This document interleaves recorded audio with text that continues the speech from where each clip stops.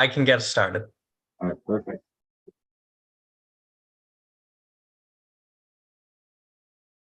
And we're all set. Thank you. Good morning. This is a convening of the Massachusetts Gaming Commission, public meeting number 515. I'm Jordan Maynard, and I'm serving as the interim chair of the Gaming Commission.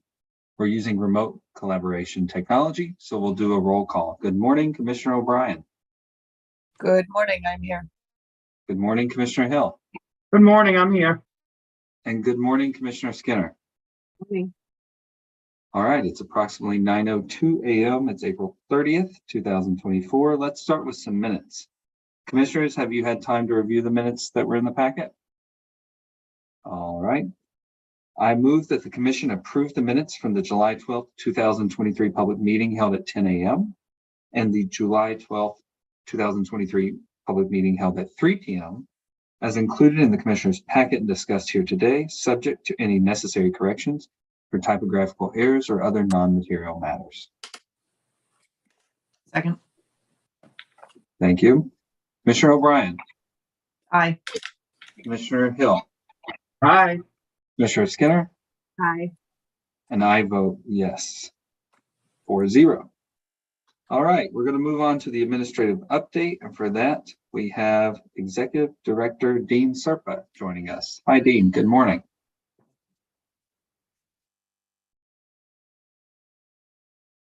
Good morning, Chairman Maynard. How are you doing? Good. Everything So it all looks right? like it looks like you have a few items on. We do have a couple updates this morning. First, on May 14th, 2 weeks from today, we have an upcoming event sponsored by the Gaming Commission, which is a one-day conference examining the social impacts of sports betting. And Mark Vanderlinden is going to tell us more about that. And then after that, as you know, last Monday, April 15th was opening day at Plainridge. And Dr. Lightbaum is going to give us a brief update on opening day and the operations since then. So that being said, I'll turn it right over to Mark to learn more about the conference. Thank you, Dean. Good morning, Interim Chair Maynard and all commissioners. Yeah, I'm excited. 2 weeks from today, we are hosting our inaugural conference. The title of the conference is Using Research to Rewrite the Playbook, Examining the Social Impacts of Sports Betting and the Changing Gambling Landscape. This really originates from this idea that we can do a better job of pulling together a diverse range of stakeholders, not just in Massachusetts, but throughout New England, in order to talk about gambling issues, but also to mobilize our research, the immense amount of research that we've done over the years. And I think that the agenda that we have is pretty representative of that. We have a range of different topics. We'll be hearing from Dr. Rachel Volberg about the follow-up general population survey, which has been presented to the commission and you've heard, but she will also look at highlights from a similar study that she conducted in Connecticut. And what does that mean for Massachusetts, Connecticut, and really the rest of New England? We'll be taking a look at some of the tools to minimize sports betting harms, including voluntary self-exclusion, but also positive play. We have some pretty amazing presenters coming forward for those sessions, including our very own Long Ban. We'll also be taking a look at some of the unintentional impacts of sports betting and impacts on specific groups, namely looking at navigating sports betting with family members and concerned persons of sports bettors, as well as the impacts on youth and college students. In that specific sessions, we'll hear from Teresa Glenn, who works for the Springfield Department of Public Health. You will also hear from Dr. Michael Wall in a couple sessions. He's a frequent speaker for the Gaming Commission. He will be talking about the third-party exclusion of GameSense. This will be coming to you here, I believe, in a couple weeks, but he's going to be sharing findings from it at the conference as well. It's going to be at the AC Marriott in Worcester. We have capacity for 200 people. I would say we're probably hovering right around 170, maybe a little bit more registrants at this point. So we're closing in on that 200 range. From what I hear, it's not going to be too difficult to kind of meet that. We're excited. This is the inaugural event. We haven't done anything like this, and we hope that it's a huge success. But regardless, we'll learn a lot, and in order to kind of inform where we go with this type of event in the future. But you all are registered for it, and we're excited to see you there. That's it. Thank you. Any questions, commissioners, since Mark's on here? I don't have any questions. I just wanted to say that I'm really looking forward to it. I think given the leadership, Mark, that you and this agency have, I think it's great that we're doing a dedicated conference on this. Question I have, I know you're probably going to hit the 200 max easily, but in terms of pushing this out, just looking quickly at the website, I don't know, Mills or Dave, if you're on, if there's a way to highlight that over the next week between now and the conference, so that as soon as you get on, you see it, as opposed to having to go hunt for it. Yeah, Commissioner, we can absolutely do that. And I know that Dave has pushed this out on our social media channels as well. And we can make an additional push on those platforms to push this event out. That would be great. Thanks. Looking forward to it. Good. Great point. Thank you, Commissioner. That's a great idea, Commissioner O'Brien, like a banner or a flag. And Director Vanderlinden may regret that, though, because I think he's already hit over his 200 people last time we checked, but the more the merrier, right? Yeah, we're coming close. We may go just a little bit over 200, and expecting that some folks won't show up, but I don't want to go too far over because we need enough food. I would say, though, this is a good opportunity, Commissioner Maynard, for commissioners and other people on this call to just take a moment to think in your head about other people who may not have heard about it that you want to make sure we reach out to. If you have names or individuals you think we should, to make sure they're aware of it, you can get me those names or mark those names, and we can make one-on-one invitations. Thank you. And with that, I think we'll go to Alex now, and she can talk to us about Plainridge and opening day. Thank you, Dean. Good morning, everyone. We had a great opening day at Plainridge, close to 90 horses raced. There were around 16 drivers and 43 trainers involved in that, as well as numerous grooms and other folks.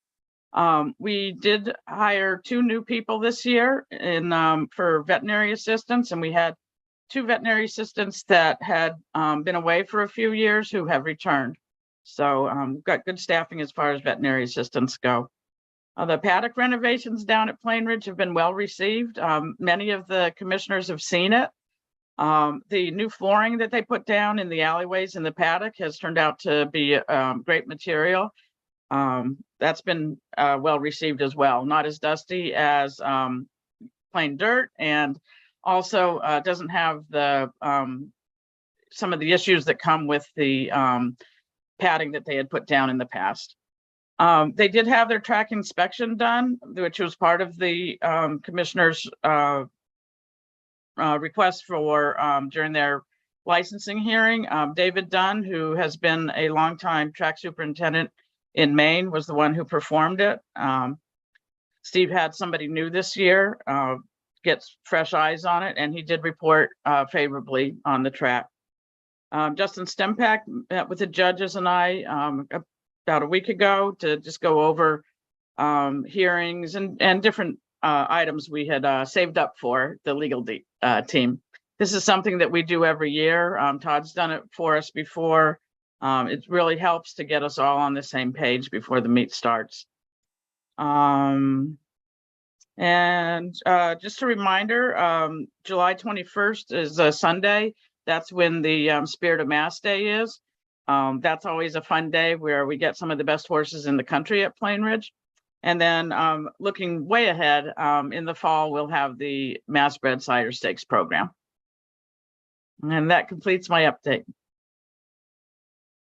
Thank you, Dr. Lightbound. Commissioners, do we have any questions for Dr. Lightbound? Commissioner O'Brien? No questions again. Just I did have the chance to go down there. It's a huge improvement. I know a lot of the other commissioners do too. So I'm sorry I missed opening day, the holiday and competing sports, but I'm glad it was a good day. Thank you. That renovation was something to see for sure. All right. Well, ED Serpa, I think that you have everything you need from the commissioners on your item. Do you have anything else for us? Oh, Commissioner Hill. No, preparing for the next item, Mr. Chairman. I'm all set, Chairman Maynard.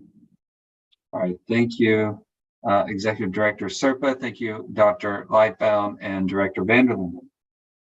We are now going to kick it over to Commissioner Hill for a legislative update. Commissioner Hill. Thank you, Mr. Chairman. So as we know, the legislature, I should say the Massachusetts House of Representatives last week debated their version of the Massachusetts state budget, or the General Appropriation Act of 2025. And there were really no major changes that would affect the Mass Gaming Commission. The language that we talked about a couple of weeks ago regarding the Community Mitigation Fund remained the same. So that would mean a cut to our account as of today of $16.7 million compared to FY23 actuals. But that was the same exact language as we talked about 2 weeks ago. The only change that was adopted through amendment number 1417, which was offered by Representative Dan Ryan of Boston, transfers from the MGC to the ABCC. The liquor licenses would now come through the ABCC and not the MGC. And my understanding is that they would oversee any violations and things of that sort, which are currently under the Mass Gaming Commission, would be transferred over to the ABCC. And it would affect all the restaurants. We had a little meeting yesterday with legal counsel, and as we read it, all the restaurants within all our licensees' properties would now be under ABCC, except for the bar that would be on a gaming floor. So that was adopted, and that is now part of the Massachusetts House of Representatives budget. As we know now, it goes to the Senate.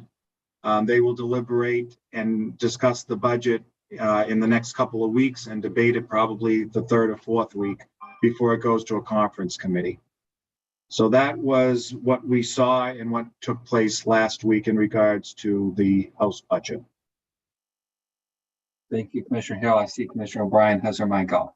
I do. So Commissioner Hill, a question for you on that. Have you had any interactions with IEB in terms of whether they see any enforcement challenges if you have selective establishments being enforced by the ABCC versus us? That would be the only question I have as to whether or not we as a body would want to chime in on that. So we started those conversations literally within the last few hours to see how it affects us. We're kind of waiting to see if the Senate adopts it as well. Okay. But there are some questions. Yeah, based on my training and experience, I can see some challenges to enforcement proceedings if you have two different licensing and disciplinary bodies involved in a transaction that kind of crosses jurisdictional boundaries in a very confined physical space. Yes, as the language that was ultimately adopted, let me step back. Originally, we had thought there would be a partnership between the ABCC and the MGC. Right. Under the language that we have seen and that was adopted, I don't see any partnership language. So it is concerning to us, and we're trying to understand. And I'm sorry, go ahead. No, and we're waiting to have discussions with the legislature. Usually the Ways and Means Committee of each branch will reach out to us and ask our opinion. A&F will do that if it's ultimately adopted. And it would be at that point that I would come back to you and we would discuss how we would want to, as a body, respond to the legislature. I won't do that without interacting with you first.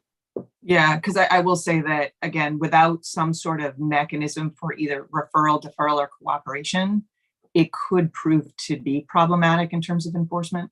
I see Commissioner Skinner is unmuted, so maybe she has something to add to this as well. Well, I don't want to speak out of turn because I haven't seen the amendment, but I seem to recall that there was language relative to transferring those responsibilities from IEB to ABCC in prior years. I don't know if it was last year or the year before. And I do recall, Todd might remember more clearly that the commission did, maybe it wasn't the commission, it might have been the ED at the time, authored a letter, signed a letter to send over to, I'm not sure, it might have been ANF. I don't recall, but I'm just simply reminding folks of that. We might have something that is already hatched along the lines of a letter, so that we could refer to that and just kind of draw on some of the concerns that were raised at that time. Again, assuming it's similar language that we've seen before. It is similar, but it is different. So I would offer this up. Maybe I'm thinking I would like a briefing on this. I don't know if we could get a briefing on this, both what's happened in the past, how it's different in the future, this particular version is different, and kind of what the options are if we are asked to respond. I will note that the Massachusetts Gaming Commission and the IEB are good stewards of their charges from the legislature, and we do great work, and I appreciate everything IEB does. And like Commissioner O'Brien, Commissioner Skinner, and Commissioner Hill, I would like for everyone to know what the consequences are of any decisions that are made, respecting the legislative process and legislators and the governor. But I would like everyone to know at least what the consequences are. So maybe if our team, and I'm looking at Grace and Dean, if we can get briefed on this, I would appreciate it. So when Commissioner Hill does bring it back up, we can all weigh in. And I will get the copy of that letter that Commissioner Skinner is talking about to all of us to review again. Okay, we can take care of that for sure. Okay. Yeah. That is all I have as a legislative update, Mr. Chairman. Thank you, Commissioner Hill. Any other questions? All right, we're going to actually take the next agenda item out of order to accommodate a scheduling conflict. We're going to go ahead and kick it over to legal. They're going to discuss some interesting draft amendments from our colleagues down in Ohio. I don't know if Commissioner O'Brien brought this to the attention, I believe. So I'll kick it over to Todd, Carrie, Mina, and of course, Commissioner O'Brien, if she wants to add anything. Thank you. Yes, thank you. Good morning, Chair and Commissioners. So you had asked that we bring for discussion Ohio's draft regulation related to non-gaming promotions by sports wagering operators for the Commission to consider whether you might want to adopt a similar provision within our regulations. That draft regulation from Ohio is in your packet at page 59. So Ohio's proposed amended regulation would prohibit a sports wagering operator from providing promotions or bonuses in connection with or as a result of a non-gaming consumer transaction, unless the promotion or bonus doesn't target people under 21 or other vulnerable individuals, and is offered only to individuals who've been verified as being 21 or older and not on the VSC list. So essentially, this regulation would require sports wagering operators in Ohio who conduct other non-gaming related businesses to extend the promotion of those businesses some of the same safeguards against advertising to individuals under 21 that they implement for their sports wagering promotions. So I'll note that this regulation has not yet been adopted by Ohio. They are reviewing public comment that they've received, and those comments are also included in your packet. So I will turn it over to Mina Makarios from Anderson and Krieger, who's going to discuss with us some of the relevant provisions that we have in our regulations. Good morning, everyone. And so as Carrie mentioned, this regulation in Ohio is still pending approval. It's received some comments and feedback from operators.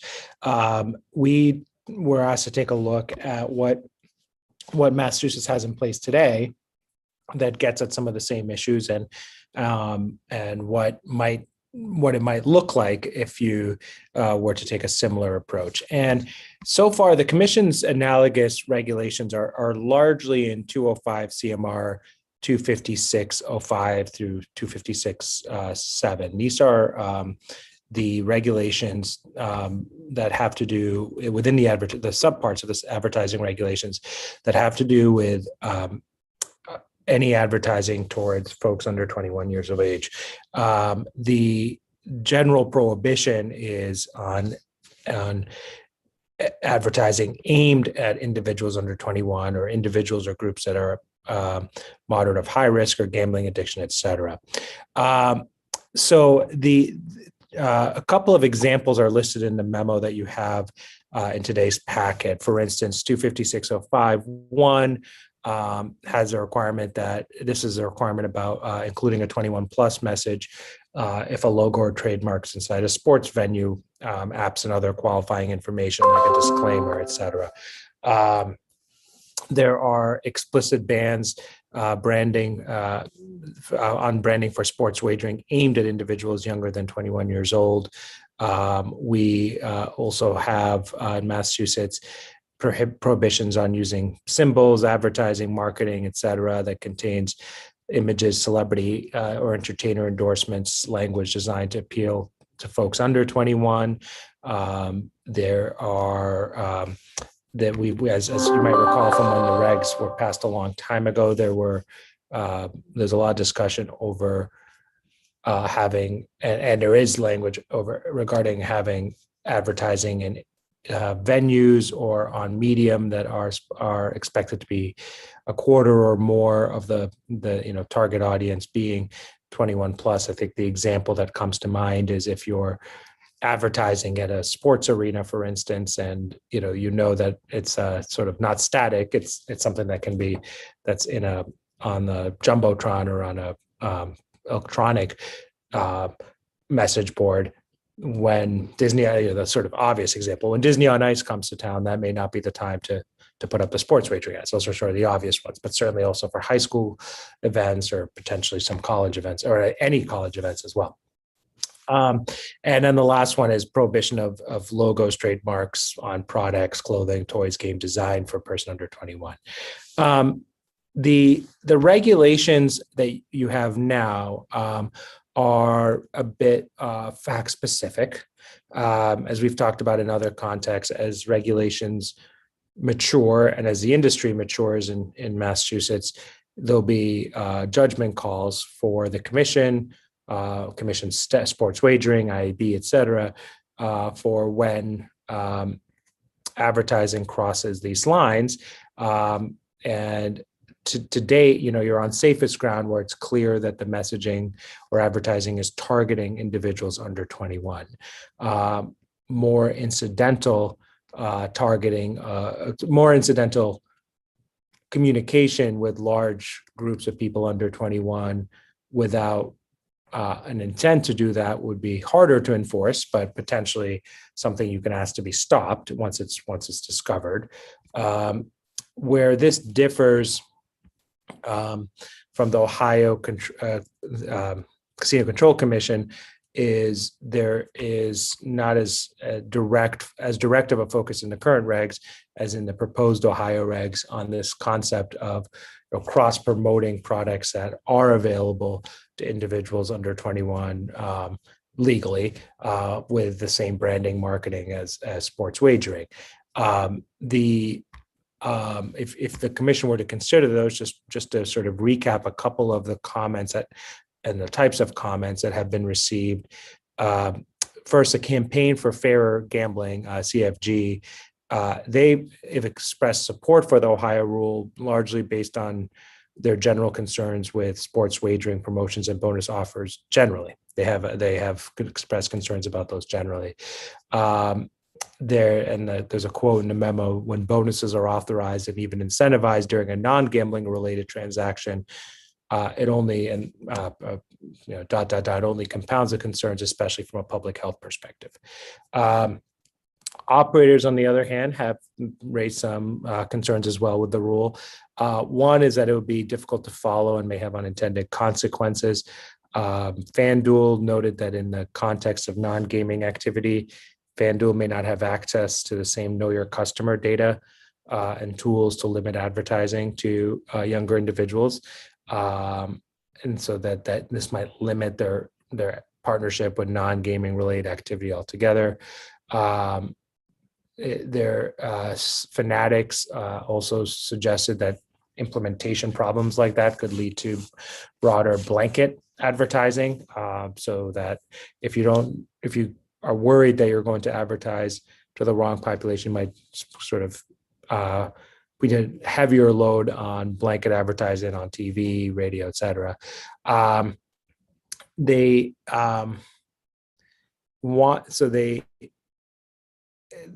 wanted to suggest instead that Ohio focus on prohibiting, more of a direct nexus between personalized advertising rather than general advertising. And so that if someone's over 21 years of age, if it's a patron of the sports wagering operator, there'd be fewer prohibitions on the cross promotion, and there may be, more prohibitions in areas where there isn't an ability to know who might see the message. Which, as I read the comments, in some ways strikes me as closer to what Massachusetts does today, and less so what's proposed. So those are still fairly early comments. As of the date of the memo, a week or two ago, we had not seen further movement on this. I think it's been under development since middle of last summer and kind of gained some steam in November, but I don't know for sure when Ohio's bringing it back. Carrie, I don't know if we have any further information on that. I don't think we do. So it remains to be seen. And I think the goal here, I'll turn it back to Carrie, was to reframe the issue and then have the commission discuss it. Certainly happy to answer questions, but this is not a situation where we're coming before you with a proposed reg today to say you should do this, or if you want to do it, here's what it would look like. This is more of a general discussion on a topic, more of a briefing and a general discussion at this point. Thank you, Mina. Thank you, Carrie. Commissioners, Commissioner O'Brien. Yeah, so thank you, Carrie. And Mina, I did ask that this come forward when I read about the proposed reg. And I flagged this during the application process, particularly with Fanatics, who understandably would probably be the most directly impacted if we were to implement something like Ohio. We had a lot of questions with them about their ability to identify 21 plus versus not. They talk about that in some of their comments. Where I would like to see this go is I would actually like to, in a 2x2, see proposed language. We have a slightly different and to some extent, maybe more pointed regulation on some of the advertising already. And I think even one of our operators, flags our definition as a suggested alternative. So I would like to see if we were even want to do this, what would that actually mean for the language? That would be helpful to me. I would also like to invite the operators that we have in to give comments to us, because I know we have some operators that don't necessarily function in Ohio and vice versa. I think Hard Rock came flat out and said they weren't even going to do this. It was not a problem for them in Ohio because they simply weren't going to market this way. So I would be interested in getting some more specific language and feedback from our operators on this and what the language would look like for us, because some of the comments that there's no research that would support that this would be helpful is somewhat countered by the submission that was given by Campaign for Fair Gambling when they talk about the younger you get exposed, the more chance of being at risk later. That's something I'd like to talk about more, because that's sort of my motivation for having this conversation on this reg, is making sure you're not going to sports fans that are under 21, branding to them, getting them used to this in a way that makes them more vulnerable later on. So that is an area that I would like to know more about Mark's team, or just, broader discussion maybe with that group. And also the assertion that if we were to do this, we would get more inundation and a broad advertising burst. We heard that early on when we were talking about third-party marketing and affiliates, when we were going to do whether they could get the percentages, et cetera. And there was some areas where that was true and some where maybe it was up for debate. So I would also like to have a deeper discussion on that. I think some of the comments we get from the public is they're already feeling inundated by the advertising. So if we're not going to get the benefit and then we are going to get more saturation, obviously that's not a good move for us. But that's another area I would like to talk about in our conversation on this reg. So, Commissioner O'Brien, I have a clarifying question. Will we put some language together to socialize with the licensees, or would we ask, given based on what we have in this packet, for them to give comments and then look at? Yeah, I think the latter, to get the conversation moving. And I do think that maybe legal can say, if you were going to wholly adopt, this is what you'd have to change. And maybe there are some other suggestions too, like an A and a B. I know we had some of those. I think we had 3 options on proposed regs on another reg earlier. But some of the licensees are obviously have thought about this. They're put their thoughts together in Ohio. So I'm more than happy to hear what they have to say. I know Fanatics in particular, we went into executive session, obviously, to talk about their ability to distinguish 21 plus in their non-gaming database. So it might be time to get a refresher for me anyway on how they are able to do that. Yeah, and I think as I was looking at the materials and thinking about what you were saying, whether we broaden it for more protections or not, I don't want to lose the fact that it's already in there that you can't target someone under 21 with your same logo that's on your t-shirts or on your what have you. Mm-hmm. So yeah, that's interesting. I'm interested in being briefed on that. Commissioner Skinner, Commissioner Hill. Oh, I agree. I think that it's very important not to consider any changes to the regulation in a vacuum, particularly since, as was already acknowledged, Fanatics would be the most impacted. So it is important to get feedback directly from them. I think the refresher of what protections they already have in place would be helpful, just as at the very outset of this discussion, so that we can identify more clearly where there are gaps in our regulations, if any. Mm-hmm.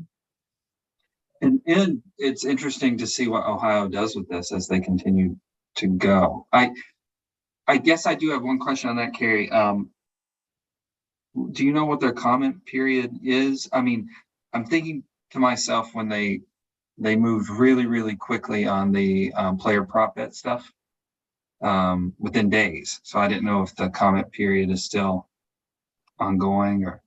I don't know if they're still accepting comments. I just know that they're still reviewing those that they've received. So I don't have a real sense of their timeline from here. Okay, got it. Yeah, when I looked, Commissioner Maynard, I got the sense that comments have long been closed, but that I've been taking it all under advisement as opposed to moving forward on it at the moment. Well, Ohio's doing some really, really cool stuff, including funding for bet blocker on these apps. So something else I would like to discuss at some point, but we'll add that to an agenda setting. But Commissioner Maynard, one thing to add, Carrie and I will be at the SBC conference next week, and I believe the Ohio regulators, or at least some of them, will be there. So we may be able to touch base with them in person to get an update next week when we're down in New Jersey. Oh, that'd be great. Yeah, that sounds great, Justin. And we appreciate our colleagues down in Ohio. Any other comments on this, commissioners? Well, thank you, Carrie. Thank you, Mina. Thank you, Commissioner O'Brien, for bringing this to our attention. And we will circle back around.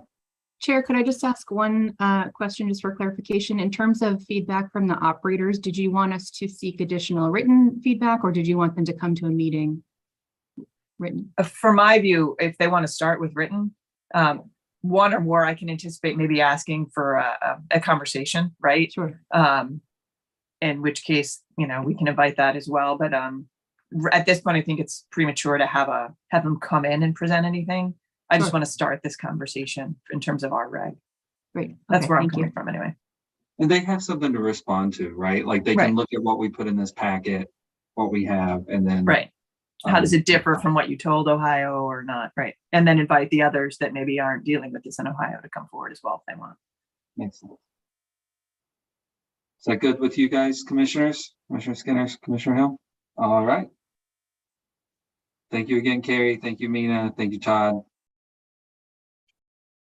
All right. We are now going to move over to what was originally slated for item number 5 on the agenda. And for that, we are going to kick it over to Director Mark Vanderlinden to discuss the GameSense third quarter report. I see Lon. And for a discussion on the National VSE program. So, Mark, good morning. Good morning again. For the GameSense quarterly update, I'm going to just kick it right over to Long, but I'll come back to talk about the opportunities to explore national voluntary self-exclusion. So, Long, you're muted. Thank you, Mark. Good morning, Chair Maynard, and good morning, commissioners. I'm actually very excited to present the GameSense fiscal year 2024 third quarter report.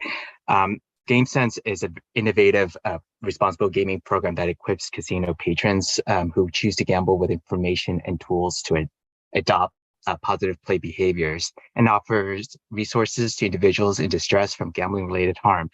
This quarter, we had the Palm Gambling Awareness Month in March, and there's a lot of initiative that the GameSense advisor and managers develop weekly, daily to engage patrons in responsible gaming and bring awareness. With further ado, I'm going to turn it over to Chelsea Turner, just Chief Operating Officer at the council. Chelsea, oh, sorry, this is on your packet 13th for the presentation. Chelsea, do you want to share, or do you want me to share the presentation? I'll go ahead and share it. Thank you so much, Lon. I appreciate it. Hi, Chelsea. Hi, Commissioner Maynard. Long, actually, why don't you go ahead and share, if that's okay? Because for some reason, it's not quick for me. Thank you so much. Good afternoon, Commissioner Maynard. Thanks again, Long and Mark. Good afternoon, other commissioners and staff members and members of the audience. Again, as Long said, my name is Chelsea. I'm the CEO at the Mass Council on Gaming and Health, and with me today I have Amy Grumbrilla, who's a GameSense manager at MGM in Springfield, Veronica, who we call Ronnie Shumray, who's a GameSense advisor at Plainridge Park, and Jody Neely, who does all of our recovery support and is a tremendous asset, particularly for those that go through the VSE process. Next slide. So lots of stuff that we want to talk about today. To talk to you a little bit about the numbers. We always start with that. We collect a lot of data. So if you ever have questions, please don't hesitate to reach out. And while the data is important, we also collect a lot of qualitative data. We used to talk a lot about magic moments, which are special moments that we have within the casino. The GameSense advisors do them monthly. I wish we could share all of those stories, but we would like to share just a couple of them today with you from this past quarter. As Long mentioned, we'll talk about PGAM, Problem Gambling Awareness Month, which is a month of March where we really focus back of the house and amplify our efforts there, but also do stuff with patrons. We're going to talk a lot about diversity, which is really important to the council. I think most of you know, but we have a internal racial justice and health equity committee that does a variety of things.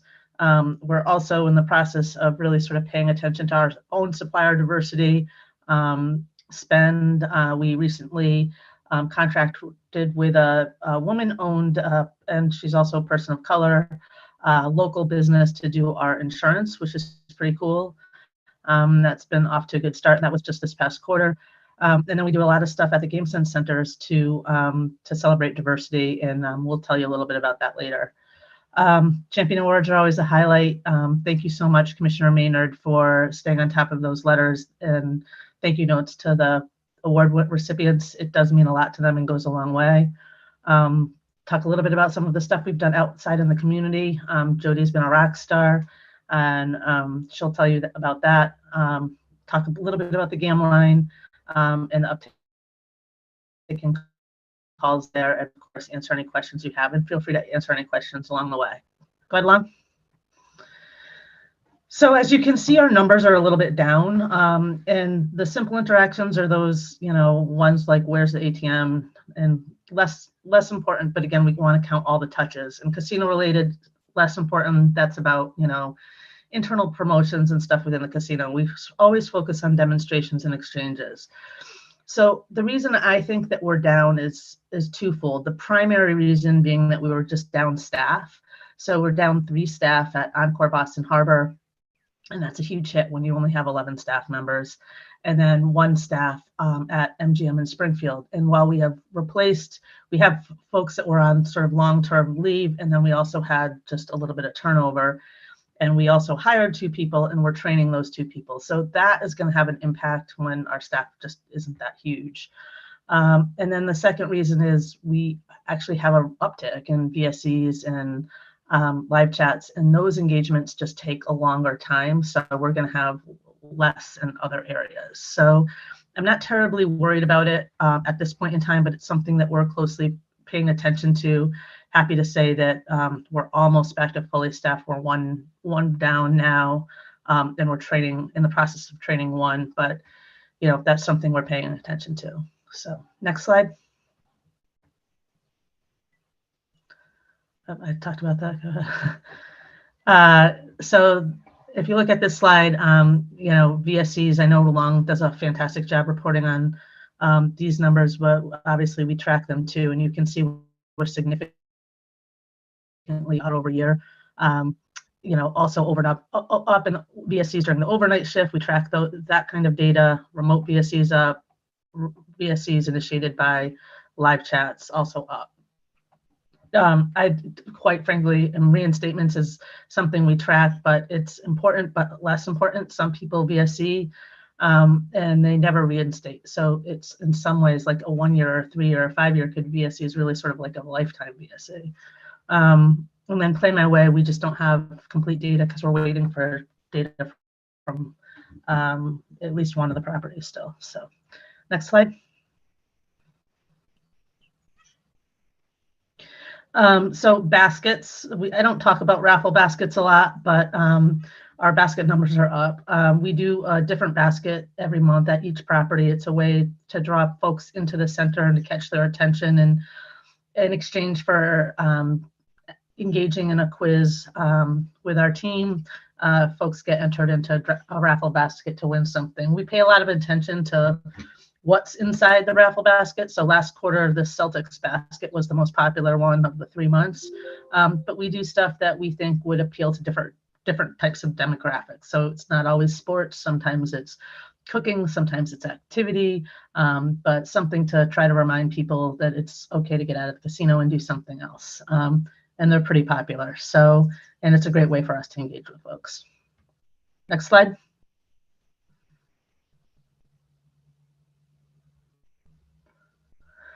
I just realized I forgot to say on the last slide, we also do ask people if they want to join our GameSense newsletter. And since we started doing that just a couple of years ago, we've had over close to 5,000 people asked to sign up for our GameSense newsletter. So that's pretty cool. I don't think we need to figure out how to do a better job of using that database, but whether that's doing some periodic surveys or just once a quarter, I don't think we want to over email people. Nobody wants to be over emailed these days, but we're thinking about how to creatively use that list now that it's built up pretty well.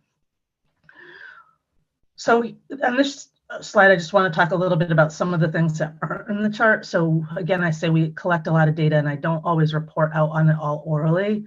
But one of the things I was really interested in looking at this last quarter, now that we've had sports wagering for a year, is whether or not the age of our interactions has gone down, which I was kind of anticipating, right? Because we know that sports betting is a younger demographic. But for us, it hasn't skewed that way just yet. That might change over time. I mean, the vast majority of our interactions are still probably inside the casino. So you can see it hasn't been the case yet. It is something we're paying attention to. Like, I know that just from ancillary, like the qualitative data, that We are getting more VSEs and stuff from sports VSEs for our younger demographic. So that's where we're seeing it. But overall, we're not seeing this big seismic shift, at least at this point in time. You know, this data isn't necessarily anything that's unusual. Approximately 47% of our exchanges are with men and 53% with women. This has been pretty much the same ratio since I started a little over 4 years ago. And then we know that, you know, the vast majority of the folks we reach are really between the ages of, you know, 35, I would say 35 and to 64, but again, EBH tends to skew the youngest and Plainridge Park skews the oldest. And then the vast majority of our exchanges occur really between noon and 10 o'clock at night. So that data stays pretty consistent. Next slide. At this time, I'm going to turn it over to Amy, who's going to tell you just a few of the magic moments. I think it's important to talk about this sometimes because we can get lost very easily in the data.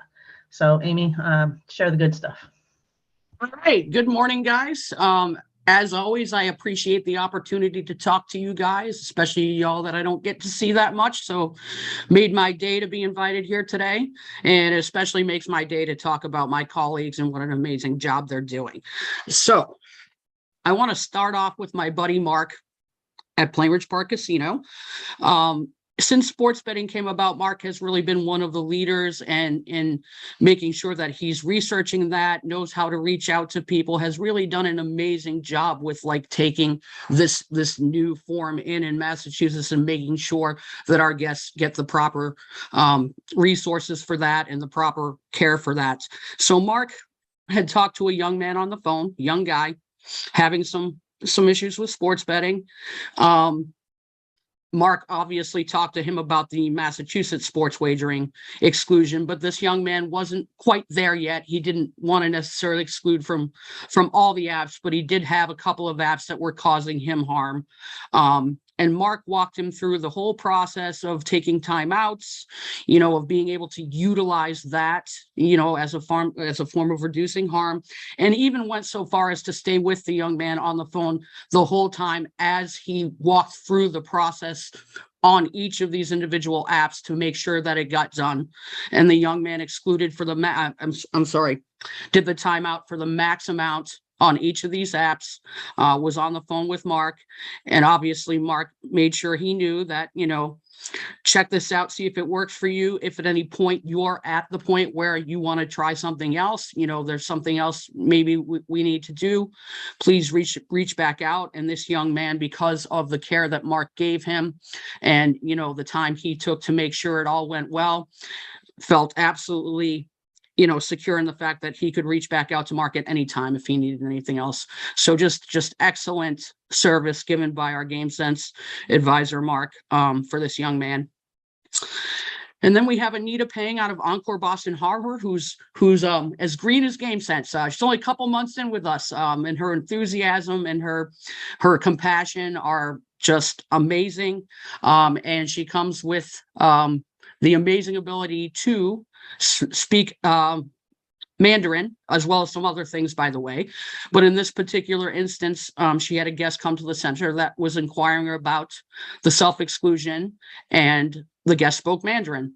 And Anita was more than able to explain the process of the program, everything about the program, set this guest's mind at rest about the program, and was able to very easily and with confidence enroll this individual for 3 years into the program, and really connected with that person and made this an easy process for this individual in their first language.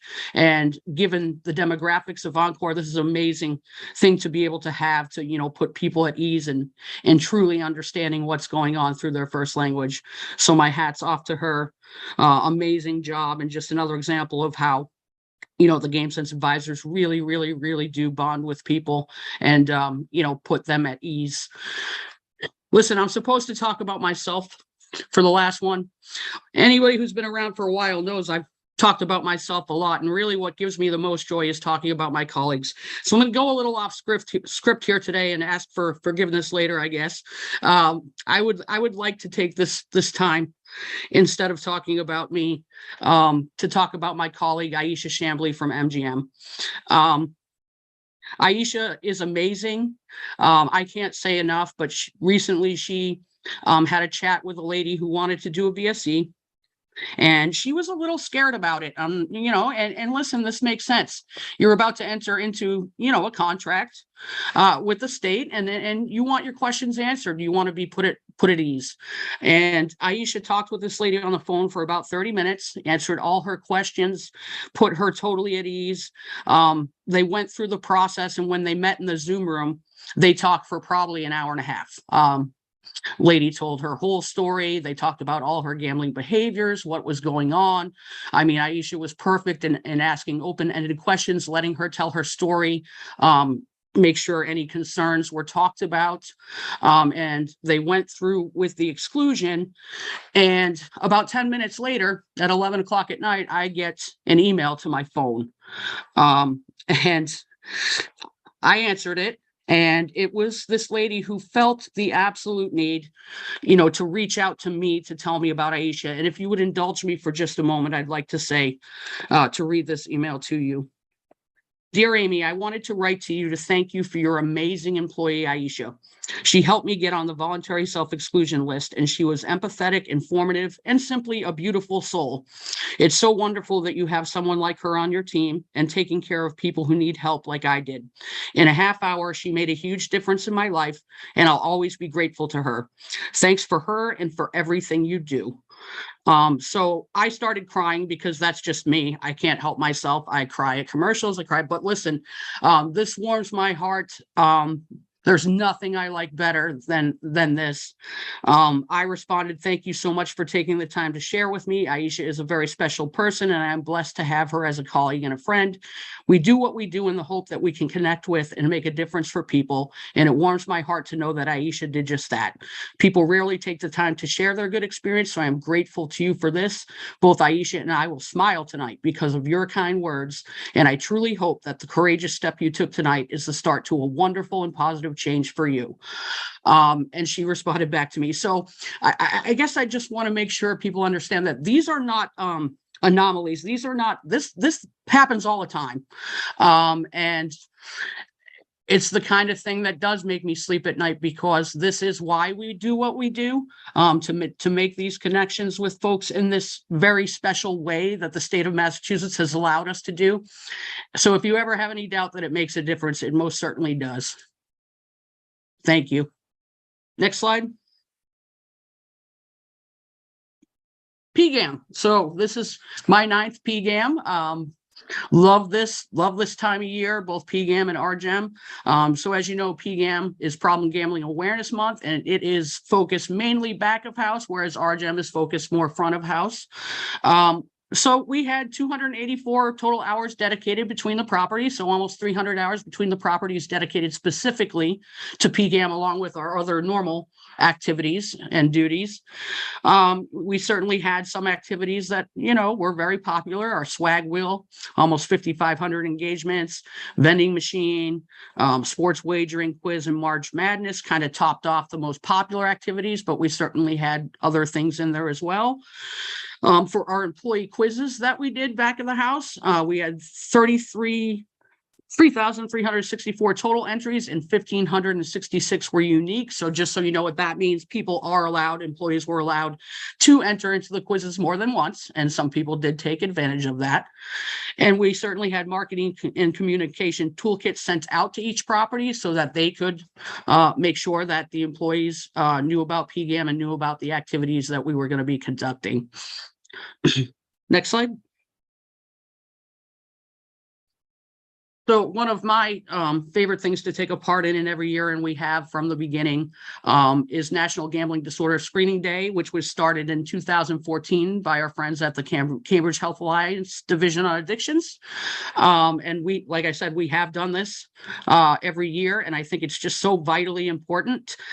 We use the brief biosocial gambling, the BBGS, short, sweet, 3 questions, evidence-based as far as, info from the DSM-5.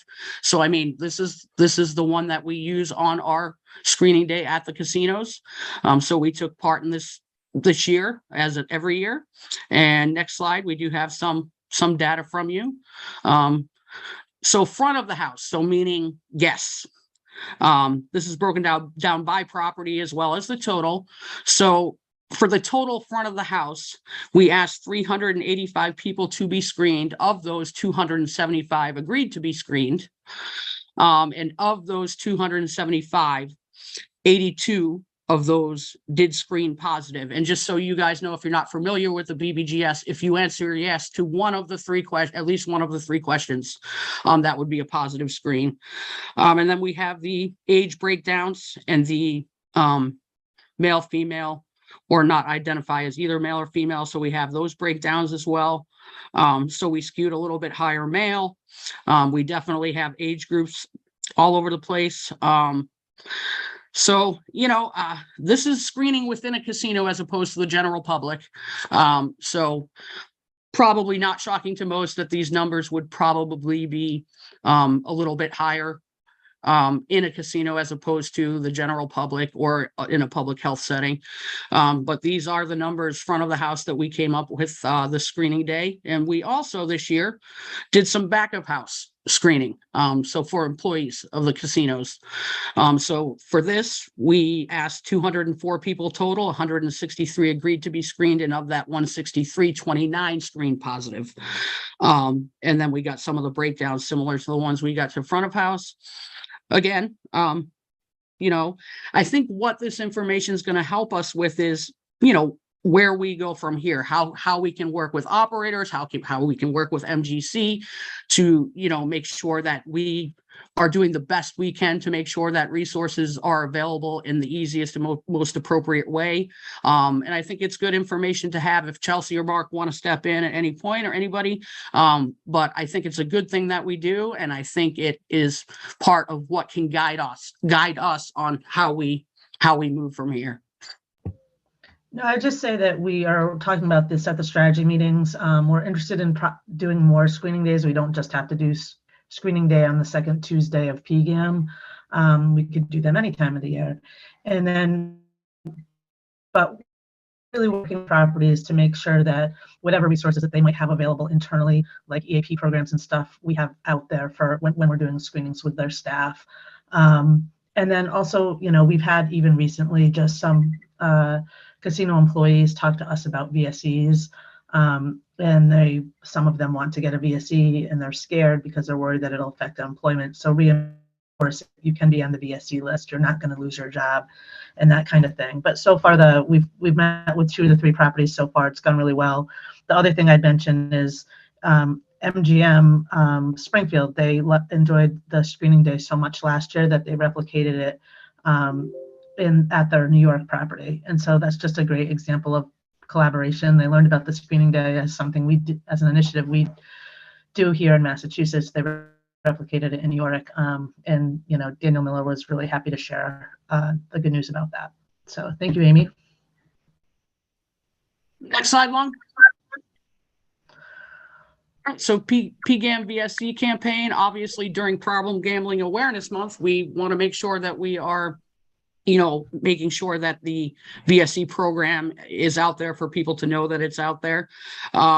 We had 664,000 impressions with 644 site visits to the GameSenseMA.com site.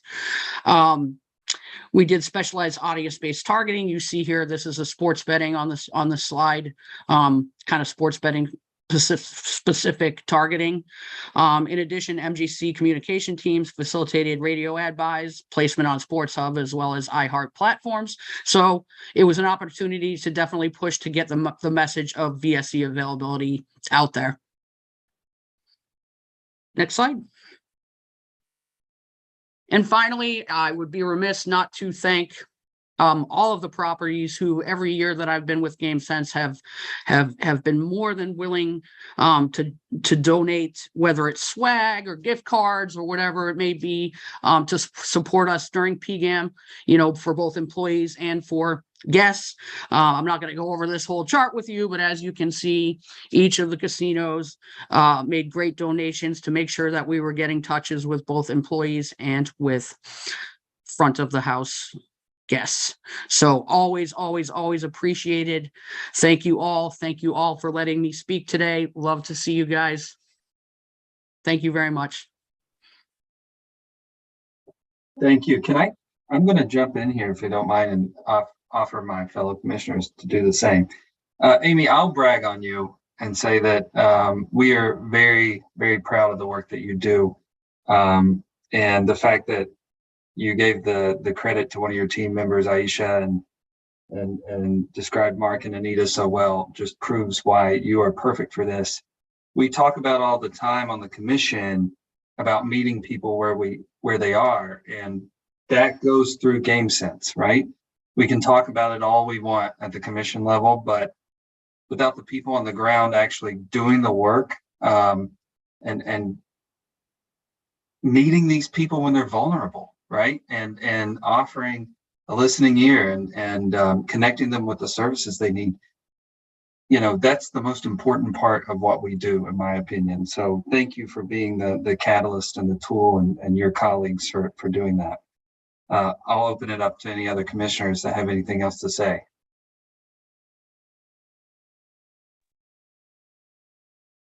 Chair Maynard, I think you captured the sentiments beautifully.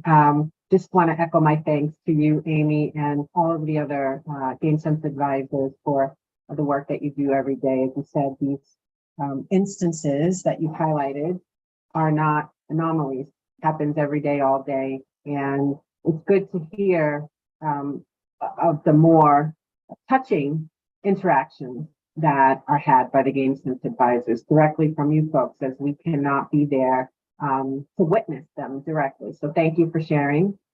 We appreciate all that you and everyone at GameSense does. Thank you guys, and thank you for the overwhelming support always. Appreciate all of you. Thank you. I'm going to Just use to add, as GameSense, by the way. Yeah, that phrase. All right, Commissioner O'Brien. just echoing what you guys have said, particularly Amy, the humility that you show. I just thinks it speaks to your experience and your leadership in this area. I've seen you in action. I've seen the connections that you also have with people. And so I think that bears mentioning. I know you wanted to talk about somebody else instead, but for what it's worth, I think you being there has an impact as well on the interactions. I think you guys do great work. I think, particularly when we're looking at even some of the budget stuff that was being considered, I think showing that this is where some of this money goes to in terms of responsible gaming, I think is really important for everybody to understand. So I thank you for your work and for your presentation today. Mr. Chairman. Yes, Commissioner Hill. Amy, you're one of my favorite people that I've met over the last 2 years in this position that I was honored to be appointed to. And I love having my conversations with you, not just about GameSense stuff, but obviously some personal stuff from your time in college and your love of sports and all that good stuff. But your enthusiasm, I got to tell you, it's infectious across the entire GameSense board. In my position, I'm one of the liaisons for the horse racing as a commissioner, and I go to PPC a lot. And I have to tell you, the enthusiasm that I see in the GameSense booth over there is just as excitable as you are. And the hard work that they do is something that obviously they want to copy you. And over at EBH, recently, Chairman Maynard and I made a visit over there to talk about GameSense and Play My Way. And we were having discussions with the employees over at EBH GameSense, and they were as enthusiastic and as, excited about their job as you are. So you have been a great role model, not just for your folks out at MGM, but EBH and PPC as well. So we love your updates and we appreciate them, but more importantly, we appreciate the great work that you do. So thank you.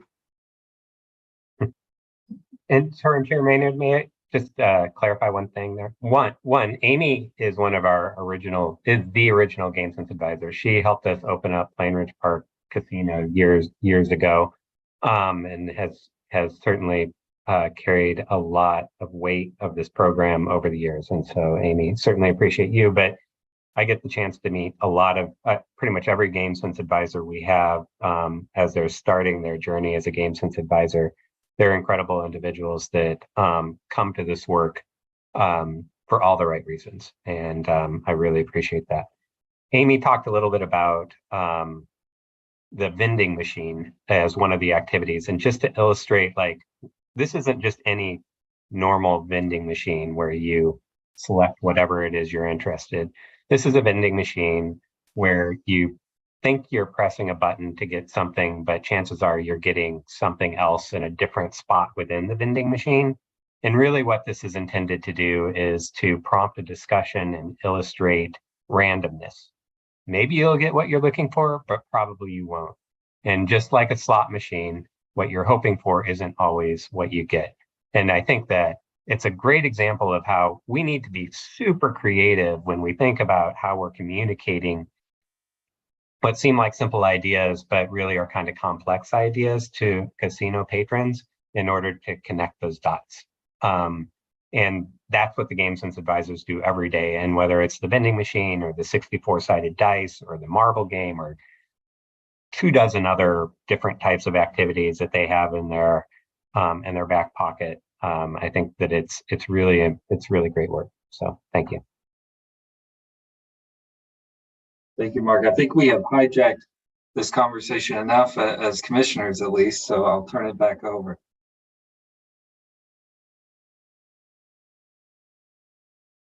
Would you like me to introduce Ronnie? Sure, go ahead, Amy. Okay, so coming at you now to continue the presentation is my colleague and friend out of Plainridge Park Casino, Miss Ronnie Shumway. Good morning, everyone, and thank you for having me. And I'm a little choked up now listening about Amy because it's all true, all of it. So I am very honored to be here to share the champion awardees that we all have at all the different casinos. I am going to start with Encore Boston Upper. Sorry, Ronnie, before we start, let's just, I'll take care of this part, the diversity part. Can you see the screen? I can, yes. Do you want me to cover this or do you want to touch on it? Can you cover this? I'm not certain exactly what I was doing here. I apologize. That's okay, no worries. So just before we to the Champion Awards, I wanted to touch on, we celebrated in February Black History Month, and then in March Women's History Month, also did a quiz on International Women's Day on March 8th. And we want the GameSense information centers to be a place that's welcoming to everyone. So that is reflected in terms of our recruitment and hiring efforts, and it's also reflected in the activities that we run and that we create and that we engage with. So we created a special quiz for Black History Month and for the other two bulleted areas below as well. And then the next slide, Long. We also celebrated Lunar New Year this year, and we've been doing this at Encore Boston Harbor for a few years in collaboration with the casino. We do something special. Usually we give away empty red envelopes, which is something in the community that adults put money into and give to children as a sort of a symbol of good luck and health for the upcoming year. And this year, Lynn went over to lead the team. He just transferred from Encore over to PPC to lead the team over at PPC, and traditionally not really done Lunar New Year there, mostly because it doesn't have as big of an Asian community. And what we found was amazing reception this year in terms of celebrating Lunar New Year at PPC. I actually want to do it at MGM again next year as well. You can see them tabling on the picture on the right outside of Slack's restaurant. They had well over 100 engagements. It was a great effort between the property And our staff, was popular. We run a special activity in this time of year as well, in addition to giving out the red envelopes. And if you come to the next slide, you'll see just a sample question of this is just a question from the quiz asking about, what tradition is known for scaring away the evil spirits. And the next slide, you'll see the answer is the lion dance. And then I'm not going to read through it all here, but we always loop in GameSense tips. So, there's lots of myths when we do various celebrations and holidays, and certainly there's gambling myths as well. So, it's taking this as an opportunity to remind folks to make sure they understand the rules, etc. So this is a lot of what we do, and it's a fantastic way to engage with guests and quite frankly, get the casino staff involved as well. So without further ado, I'm going to turn it back over to the wonderful Ronnie to talk about our GameSense Champion Award winners. Hello, everyone. Again, thank you for helping me out there, Amy.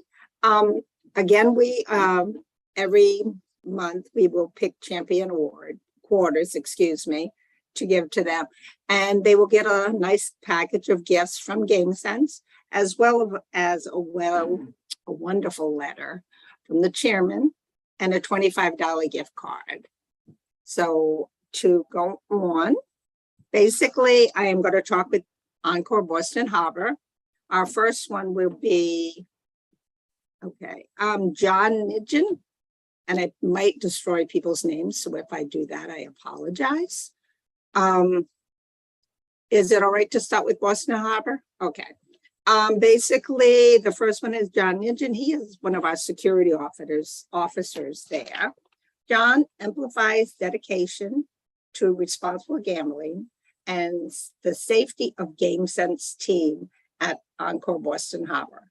His proactive approach has been evident with his assistance with distressed and intoxicated patrons on multiple occasions. We are greatly appreciative of his quick thinking and swift actions, highlighting his profound understanding of problem gambling and safety. Number 2 is Arlene, who is pictured on the screen here, Joseph. She's from PAD. Arlene Joseph embodies kindness at Encore. Her dedication to responsible gaming is unmatched, setting a high standard for all. She actively engages with GameSense incentives, ensuring guests' well-being, especially during the overnight shifts. Then we have Andrea Actimomis, also from PAD. Andrea is the heartbeat of Encore and GameSense alike. Every day she goes beyond just singly handling and ensuring the cleanliness of the GameSense Center. Her unwavering dedication and more make her a beloved member of our team. Now I'm going to go to MGM. MGM also has Margaret Cedar. She is a table game. Margaret has been a massive advocate for GameSense since the day one.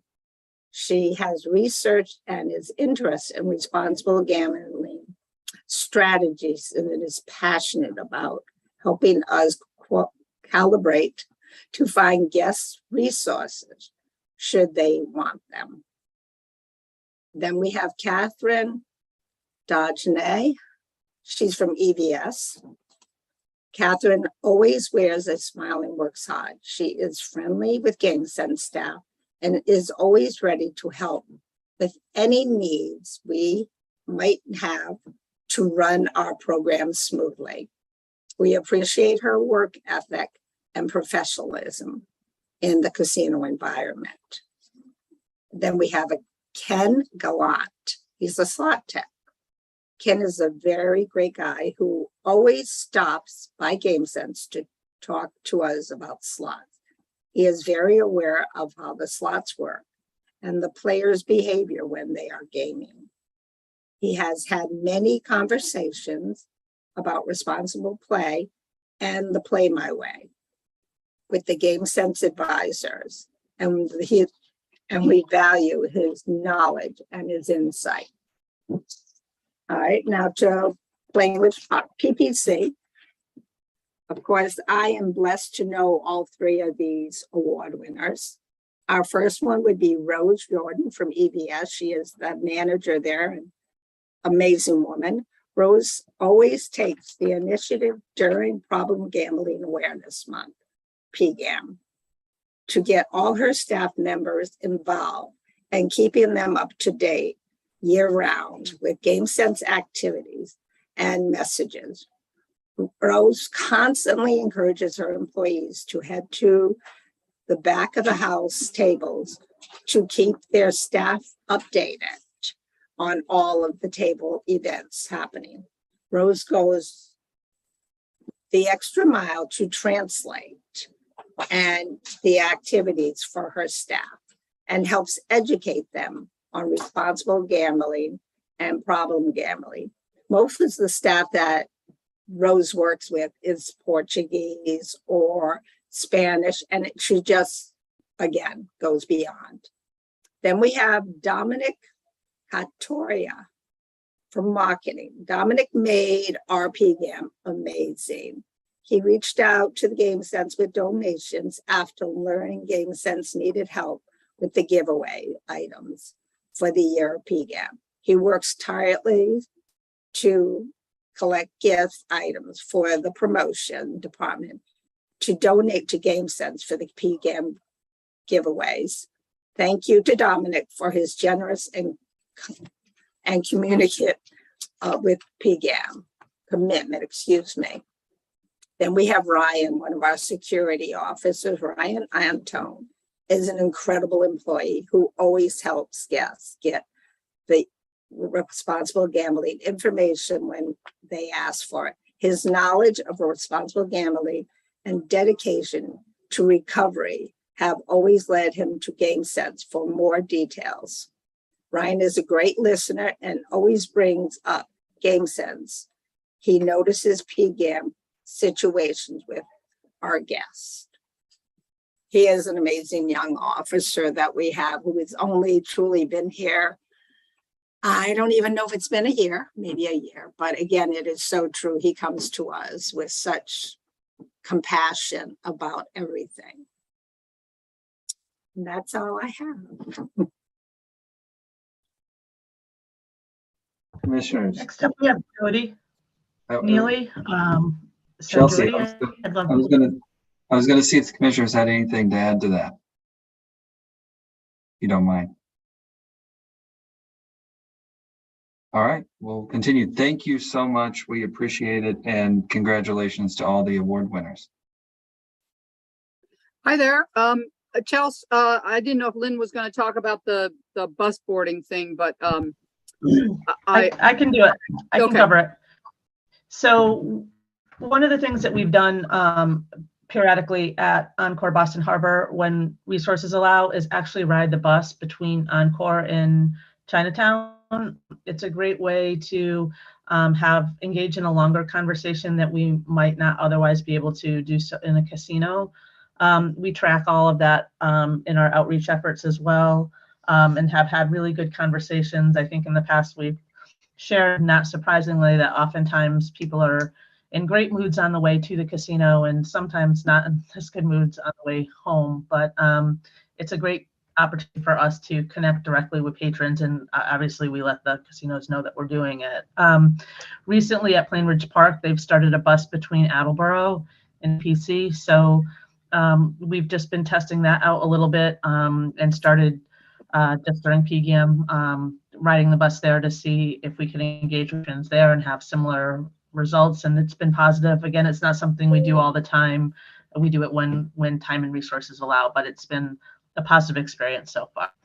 And with that, I'll turn it over to Jody to talk about a ton of work, wonderful work that she's been doing. Stay on the same slide. Yeah, go back one Long. slide. Thanks. So good morning, commissioners. Thanks, Chelsea. My name's Jody Neely, Director of Recovery Services. I think I know you all.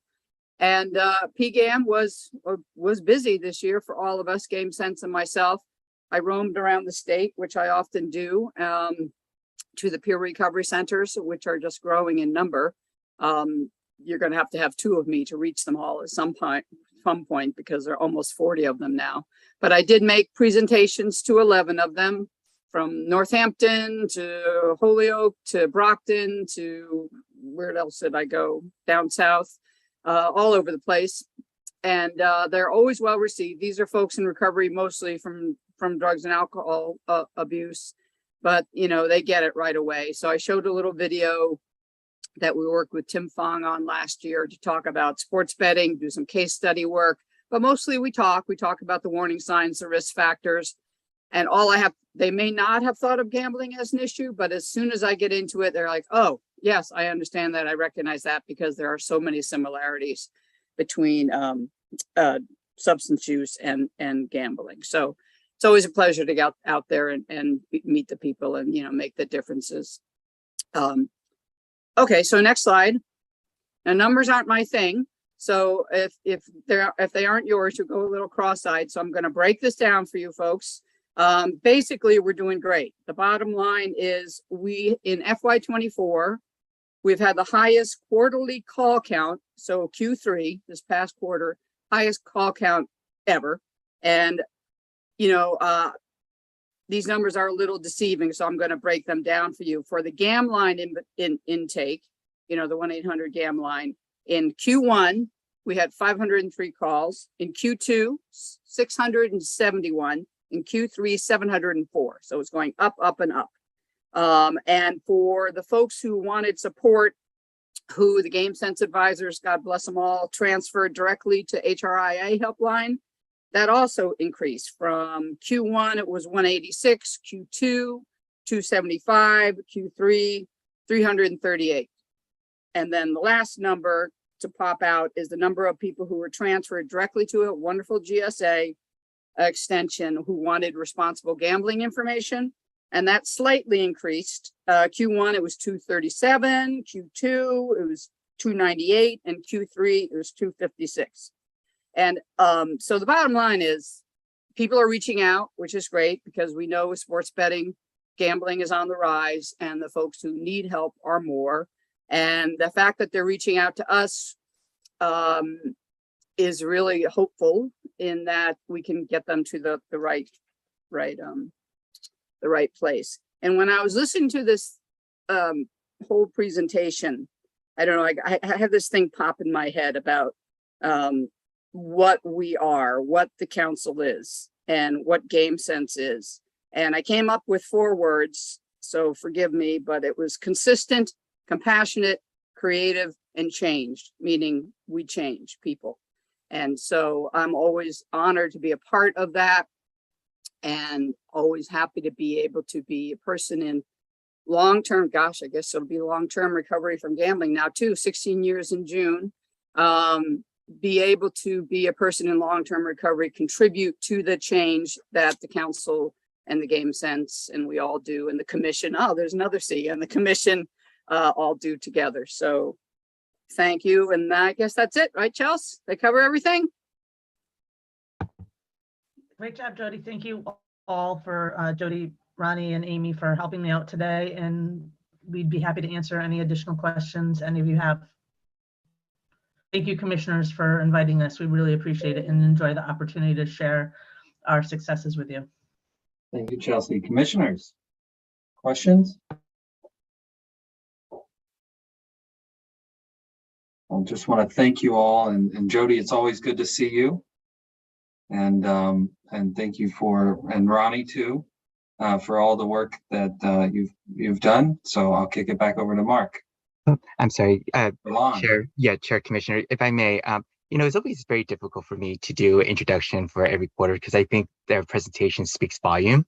Me introducing them does no justice, and I agree with everything that was presented. And Jody, I would also add another word, adaptive. I think GameSense is also very adaptive, and I think it speaks volume.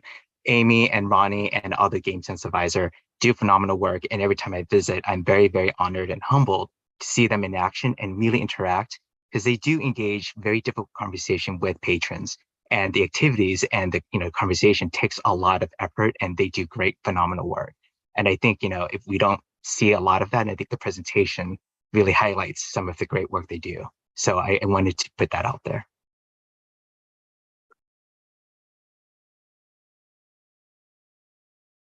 With that, thank you, Long. With that, Director Van der Linden, are we finished with this report? Yes, I think that covers it. Thank you. Thank you to the GameSense team. Thank you. So, in full disclosure, Director Van der Linden, Commissioner Hill, myself, and a few others are going to go to a meeting. For that reason, we're going to need a prolonged lunch where it's expected to end about 12 o'clock. I was called and told it could be 12:30. I think Joe's team said they would be ready around 1 today. So just for planning purposes, commissioners, is it okay if we return around 1 o'clock to finish our last 2.5 items? Yeah, that's fine. I have a hard stop later in the afternoon, so I may just have to hop off at the end, but you'll have a quorum without me, so. Thank you, Commissioner O'Brien. We'll try to make it through it as efficiently as possible. All right. With that said, we'll take a break.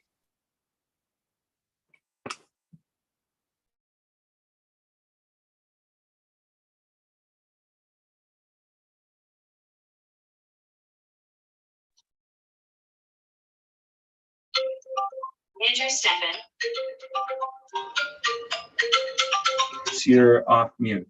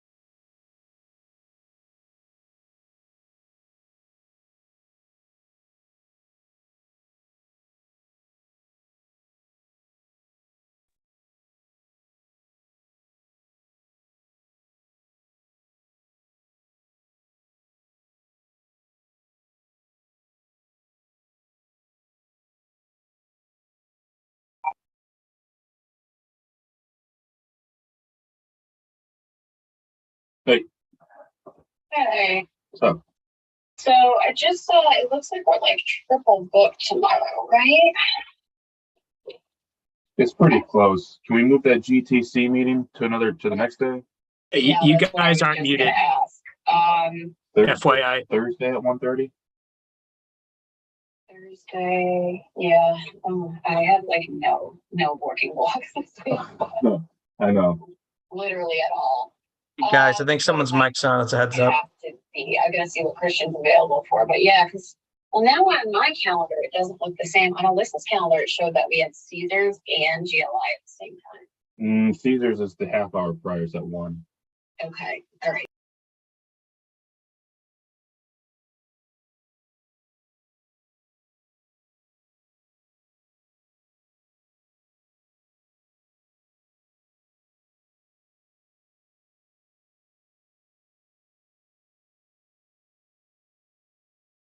Okay.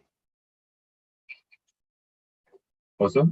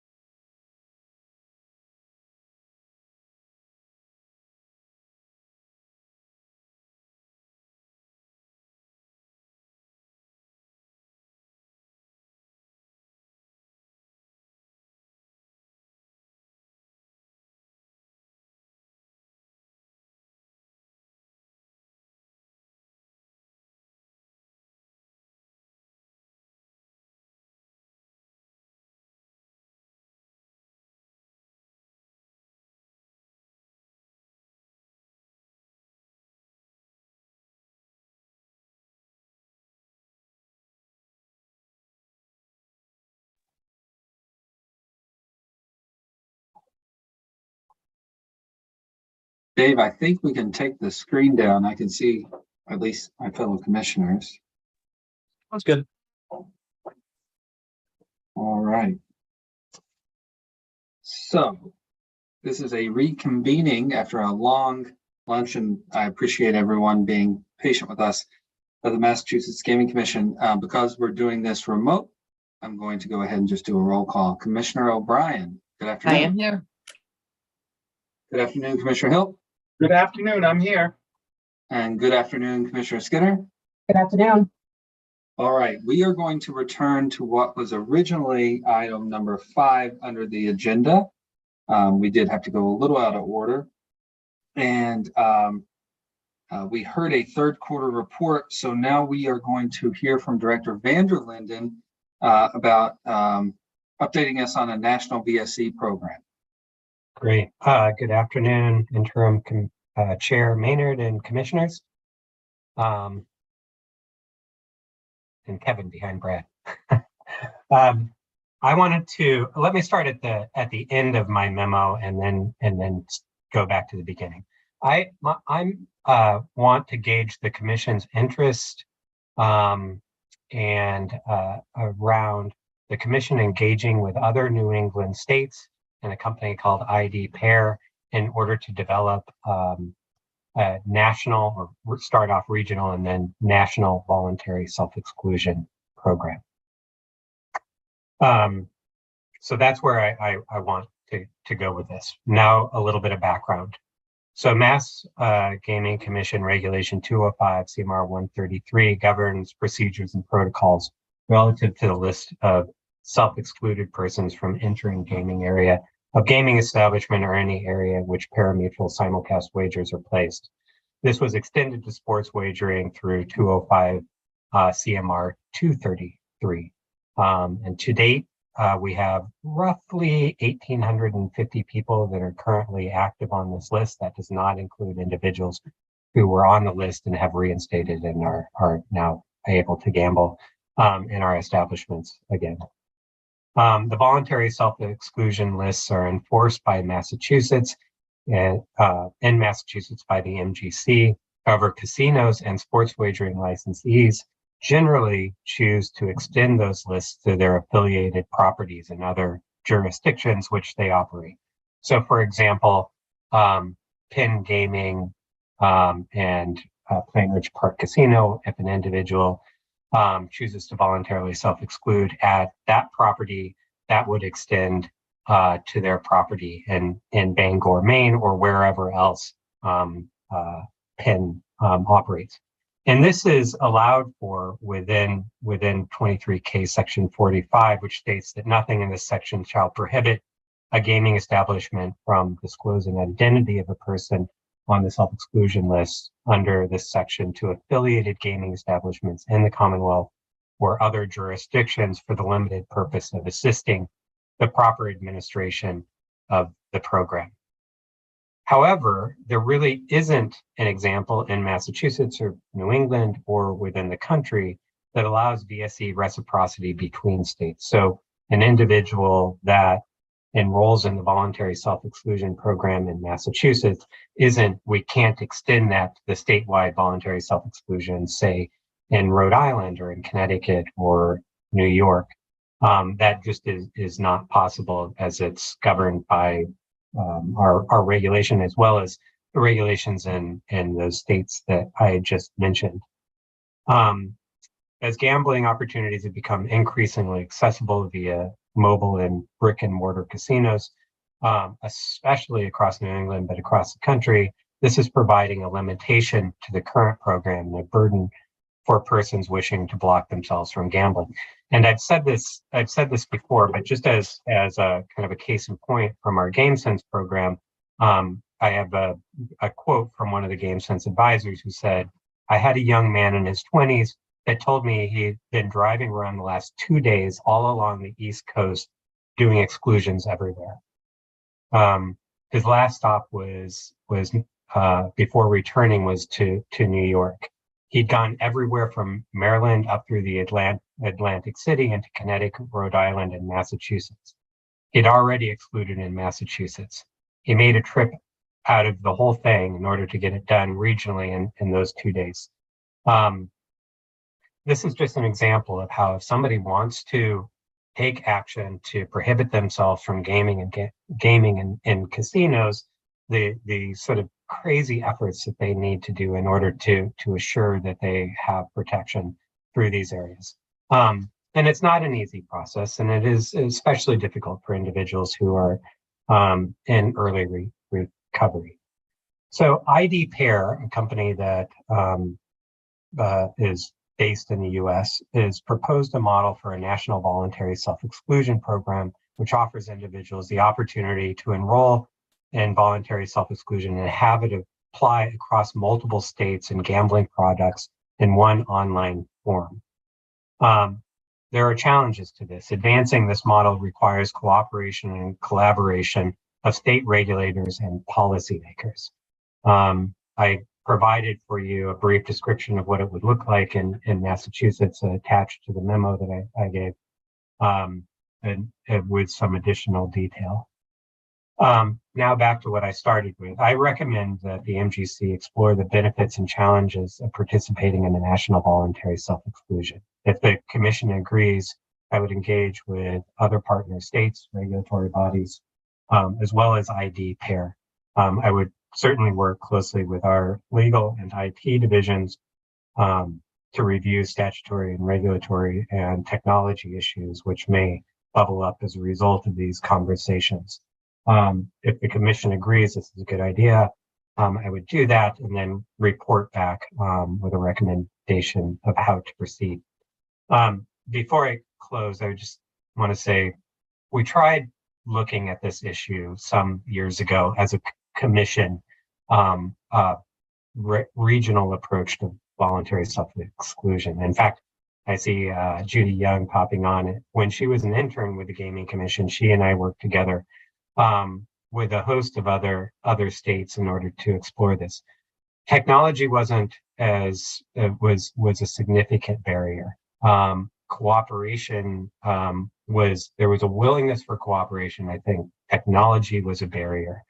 I think that there have been some significant notable advancements in this space, and I think it's worth giving this another go if the commission agrees. So thank you.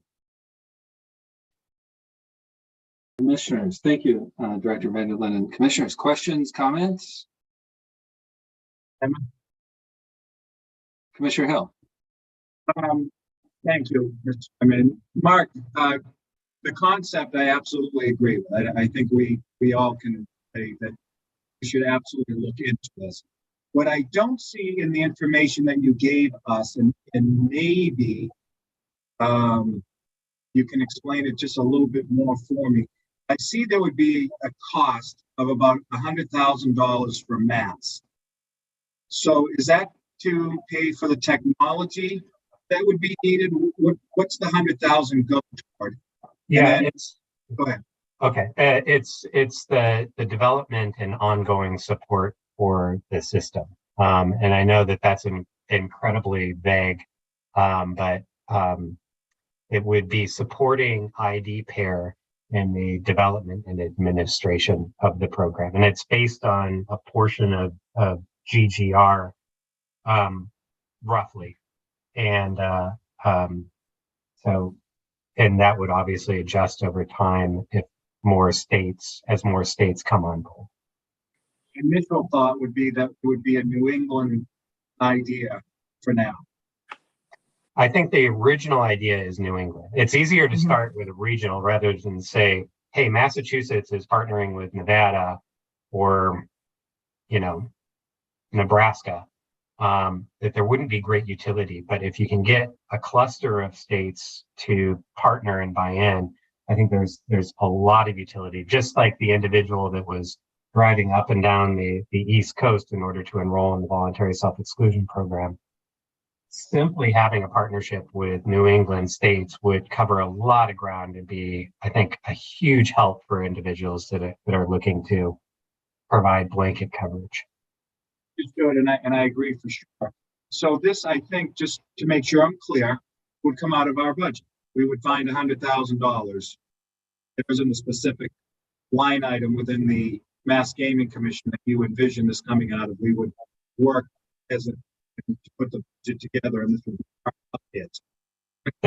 Yeah, that's correct. You know, you know, to say exactly where it would come from within our budget, whether it comes out of the Public Health Trust Fund or some other method of funding this, I think that is something that we absolutely need to figure out. And I would work closely with Dean and with Eric and others in order to try to build that into a plan. And as a time frame, we're asking you to look into this at this point. You would come back to us, as you probably know, and to the commission, you all know this, our FY25 budget together as we speak. So is this a conversation for FY26, or is this something you hope to have put into place if we were to do it in FY25? Yeah, I think my current FY25 budget does not have this built into it. I think that if this is something that we would get the answers we were looking for, and that there was an intention to move forward, we would need to look at how to build this into my FY25 budget. But it may be more realistic that there's a discovery period, and that we would build it in future budgets. Again, if this makes sense for the Gaming Commission.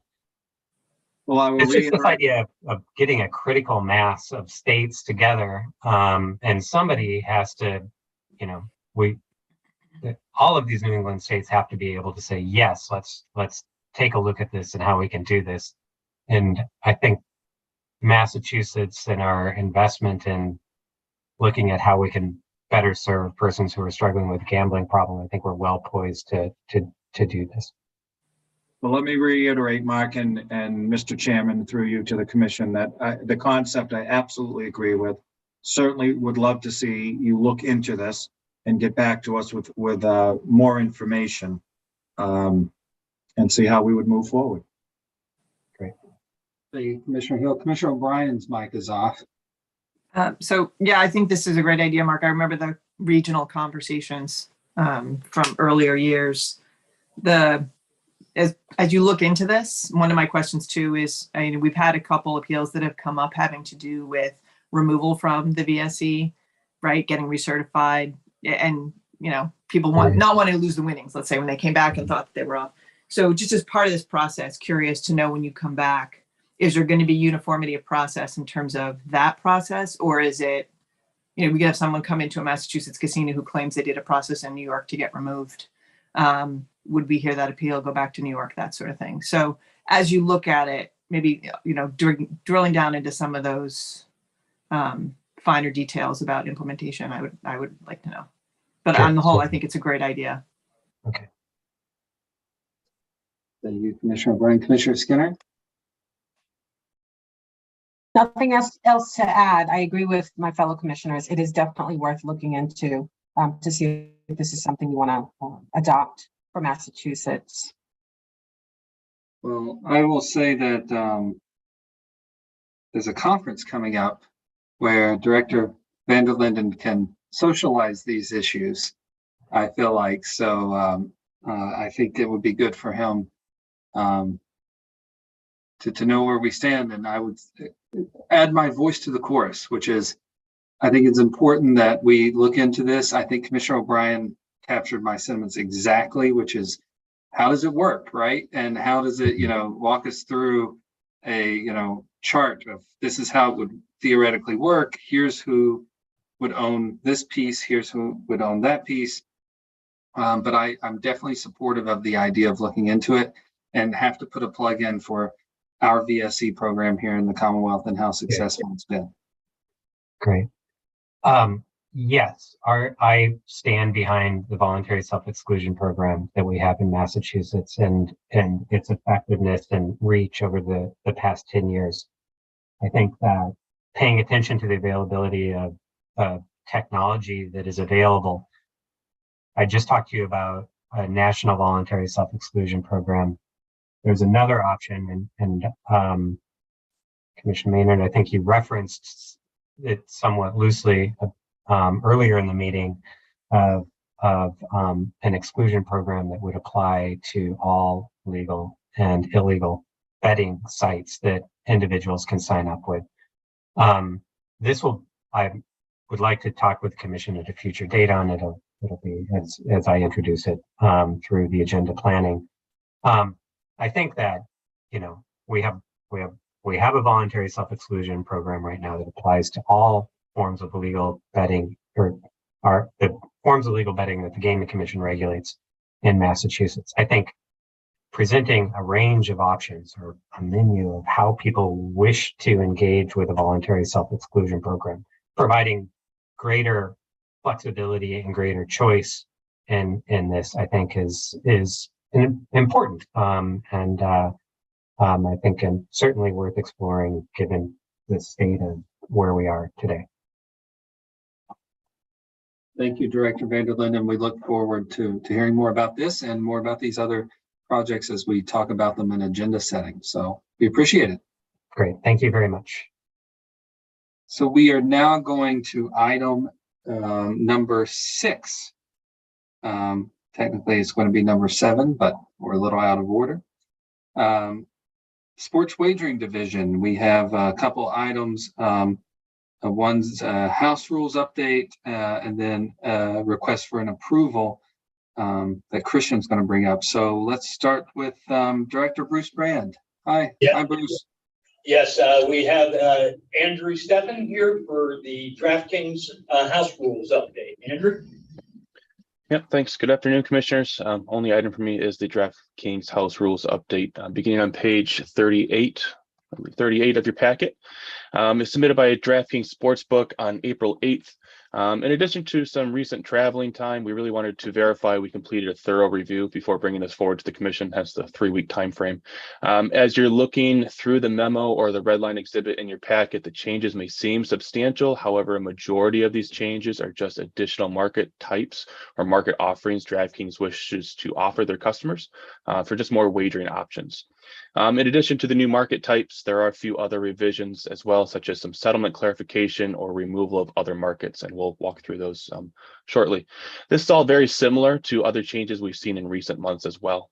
We'll start in the attached exhibit, highlighting the red line changes on page 40 of your packet. The first change relates to pushes and how DraftKings will handle pushes. They've actually added a much more clear definition that was not previously there, just more clarity for the customer. And they've also added pushes to the progressive parlays and how pushes impact those wagers. Whereas a push would previously be considered a losing selection in this specific progressive parlay, it is now settled as a push accordingly, and the parlay is downgraded to the next lowest number of selections. The progressive parlay, if you remember, we approved this back in December, is a newer type of parlay offering for DraftKings, and this change certainly works out in the favor of the customer. Moving on to the sports-specific changes, the first one we'll see is for soccer. They've added some clarification for own goal situations where own goals will not count towards any goal scorer wagers. For basketball, there are many more changes, as you can see from the red line. But again, as you'll see with most of these sports, as we move forward, these are mostly additional market offerings for their customers, such as stage elimination, series winner, regular season stat leaders, or wire-to-wire winner, where the given team needs to lead the game at the end of every quarter for yes to settle as a winner. Also for their basketball selection, they have removed rules for their Champions League and other basketball leagues. Those leagues, if offered on their platform, will just settle under their general basketball rules. And this is becoming a little more common with some of those smaller niche leagues where they just settle the smaller league rules under their general rules. They'll get rid of the specific rules entirely. Moving on to tennis, these again, additional markets offered to the customers, as well as removal of a few other markets. The additional markets include total sets, total games per set, to win from behind or to go the distance, where a customer has the option to wager if a match will reach a tie break in the final set. There are also several future wagers added here, such as total games in a round, who will go further in a tournament, which player will be #1 at the end of the year, and against several others. For baseball, they are changing their daily props section to be called daily specials. This is just a terminology change. In addition to the new market offerings redlined here, there are also several other market offerings being removed as well. I imagine after the first month of baseball, they've reassessed their market offerings and adjusted accordingly. And lastly, for baseball, the revised pre-live same game parlays for clarification, similar to what we just discussed at the very top. With the progressive parlays, the final language will be much clearer for the customer, highlighting specifically how voids and pushes are handled for their pre-live same game parlays. For boxing, they've added clarification on fight winner and knockdowns. They've also added additional markets for punch stats, such as number of punches thrown, jabs, etc. These stats will be scored by CompuBox, which is becoming a very popular data provider for boxing that we've seen other operators adopt within the last 9 months or so as well. In golf, the only change is additional clarification when dead heat rules may apply for that very specific market. And for the remaining sports of handball, MMA, and motorsports, the only changes, as the theme has been, are additional market offerings and settlement clarification. Nothing that draws any concern there. And then very lastly in your memo is table tennis included in your packet. And on the page, it appears it is a new addition for the sport, but rather they just move the sport from one area of their house rules to another. There are no actual changes to the house rules for table tennis, even though the memo says for settlement purposes. That's an error on my part as I wrote this memo. All other changes submitted and presented here today have been approved in every other jurisdiction in which DraftKings operates, and nothing here today stands out as unordinary or something we have not seen in recent house rule updates. And as I've mentioned a few times now, these are mostly new market offerings with very few impactful changes to the house rules. We see these new offerings pop up as operators reassess their sports and market offerings, as well as responses from their customers. With that, the Sports Wagering Division confirms all the requirements have been met pursuant to 205 CMR 24702 and has no reservations on approving these changes today. Commissioners? Thank you, Andrew. I have just an initial question before I kick it over to the other commissioners. Can we back up to the prop, the changing of the name of prop to Daily specials, correct? Yes. Does it still work? How does it work? There's just their special offerings that they're offering for that day. So whether it's a game tomorrow, they're instead of just calling it daily props, it's just a daily special for those prop bets. They are still identified as prop bets. They're just changing the name of their category. As you'll see, it's on the platform. I don't know if any other operators have updated that as well, but still identified as a prop bet. Still will work functionally as a prop bet. I'm just Nothing changes thinking, other than the terminology, other than the name change. Yeah. I'm just sitting here thinking, given the national climate around the word prop bet, I just want to make sure that people are still aware that that's what this is, right? Even if it has a different name. So that's why I asked the question. All right, commissioners. Hey, Andrew, kind of like I asked last time about soccer, does FIFA have a definition of own goal? Like ricochets off a defender versus tries to punch it out and it goes in. Like they probably have a definition for what own goal means. FIFA may not have a definition, but it may have an actual definition in the house rules. That was not changed. I was looking at it, it's not in here. Well. So can you just double check that? It wouldn't hold up a vote for me today, but just if you could double check that for me. Yeah, if it wasn't changed today, it wouldn't be in here. But if they had an initial definition of own goal, it'd be in their initial house rules. But I'll look on that right now. Okay, thanks.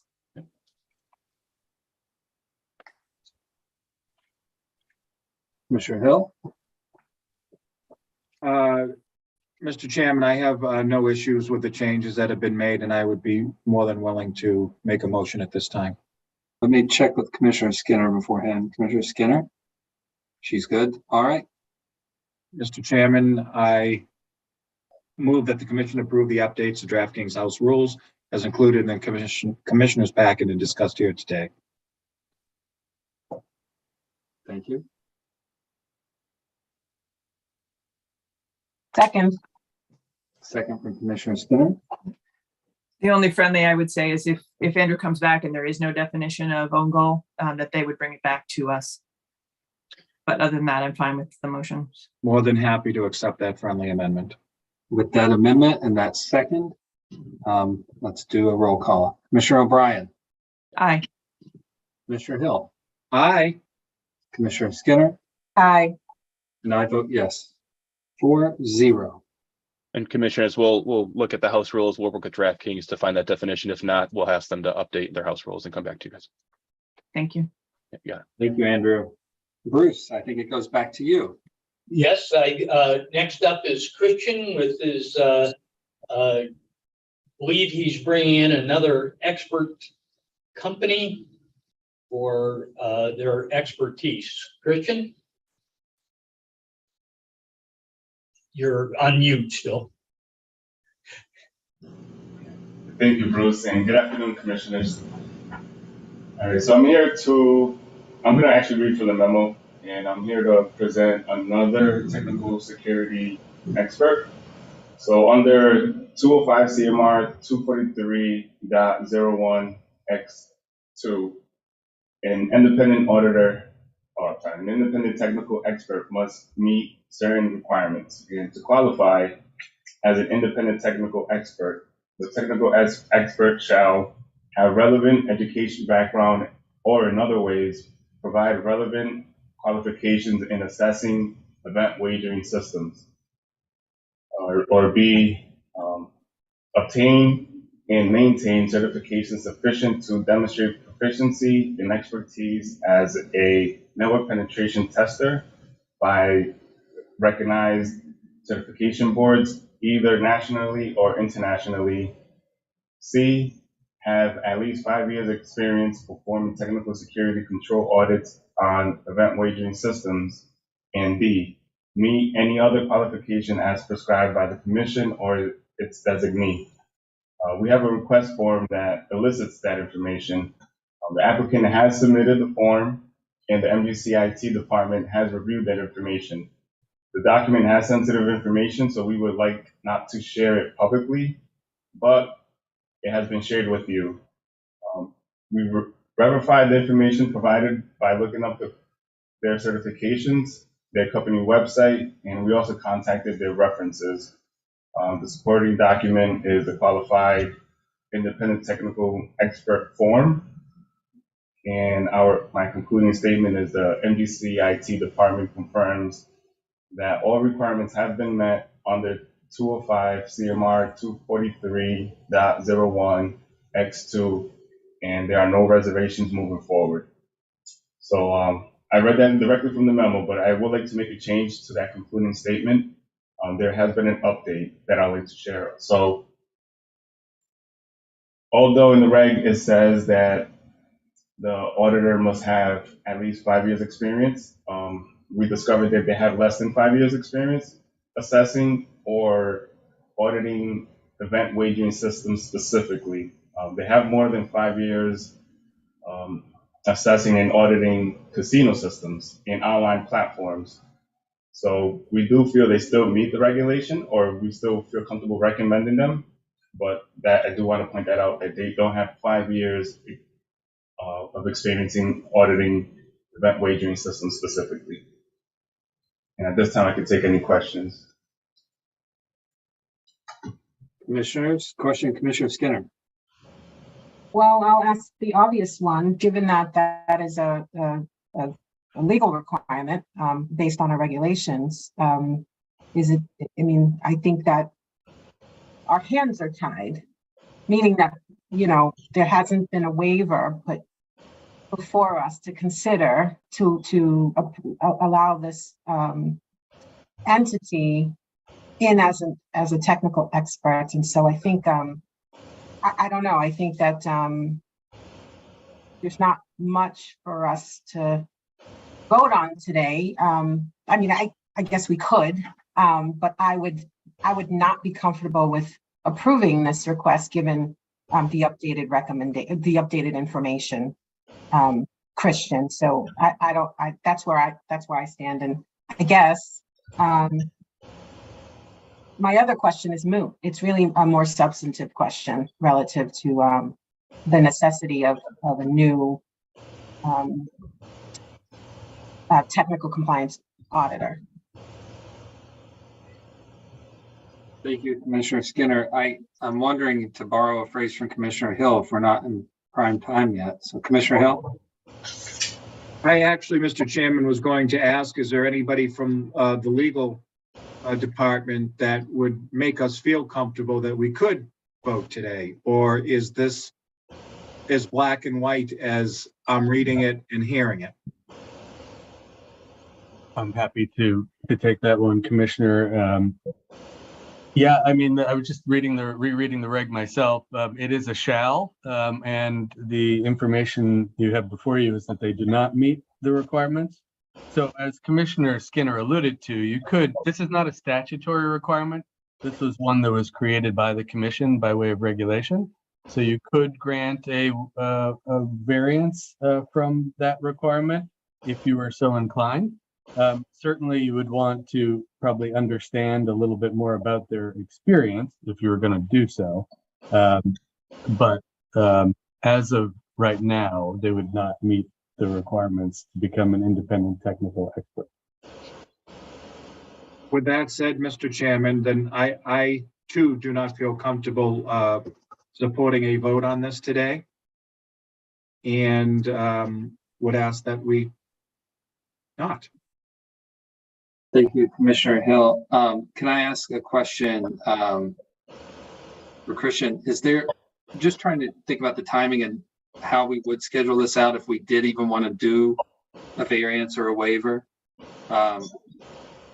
Is there some sort of pending work being done that you would want this person on board for? Is there something I'm missing here? That's what I'm trying to figure out on the timing.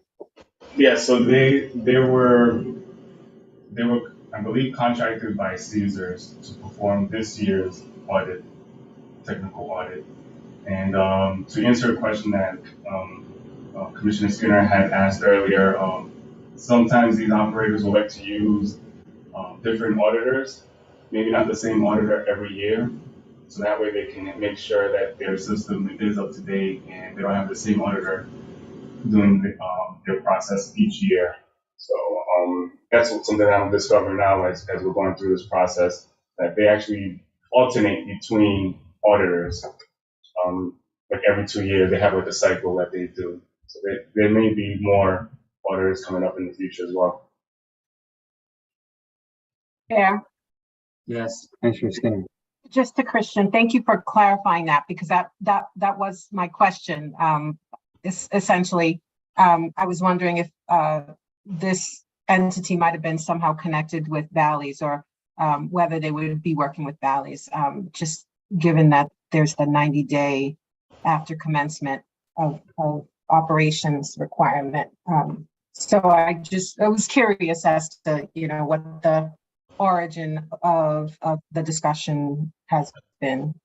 Yes, it's my understanding it's Caesars for this year. Commissioner, thank you, Commissioner Skinner. Commissioner O'Brien. And when is their audit due, Christian? It'll be due in June of 2024. I could get the exact date, but I'm pretty comfortable it's in June. Yeah. And have they entered into work, or is this just prospective engagement, assuming approval? Assuming approval. Okay, so they would have to audible to another vendor potentially. Correct. Okay. They used another company last year. That's approved. So commissioners, I'm hearing that if this did come back before us, we would want some time to go over our options and this particular app, approval. Is that where we are? I would just like to, I'm sorry. Oh, go ahead. I'm sorry. I would like to just add one thing. They do meet the other qualifications as far as their certifications and their requirements as far as being a network penetration tester. So I just wanted to share that. And I do have their proof of certification as well, if you would like for me to share that with you.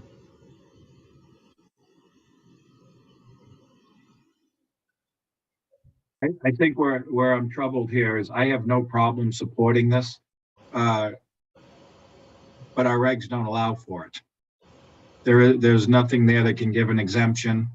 There's nothing there that says, well, if you have this experience instead of this experience, well, we can let you come forward. So unless somebody tells me differently, Mr. Chairman, I'm not sure how we can vote on this. I mean, I'm just going to articulate what I heard from Councilor Grossman, which is we could technically give a waiver of some sort, right, or a variance.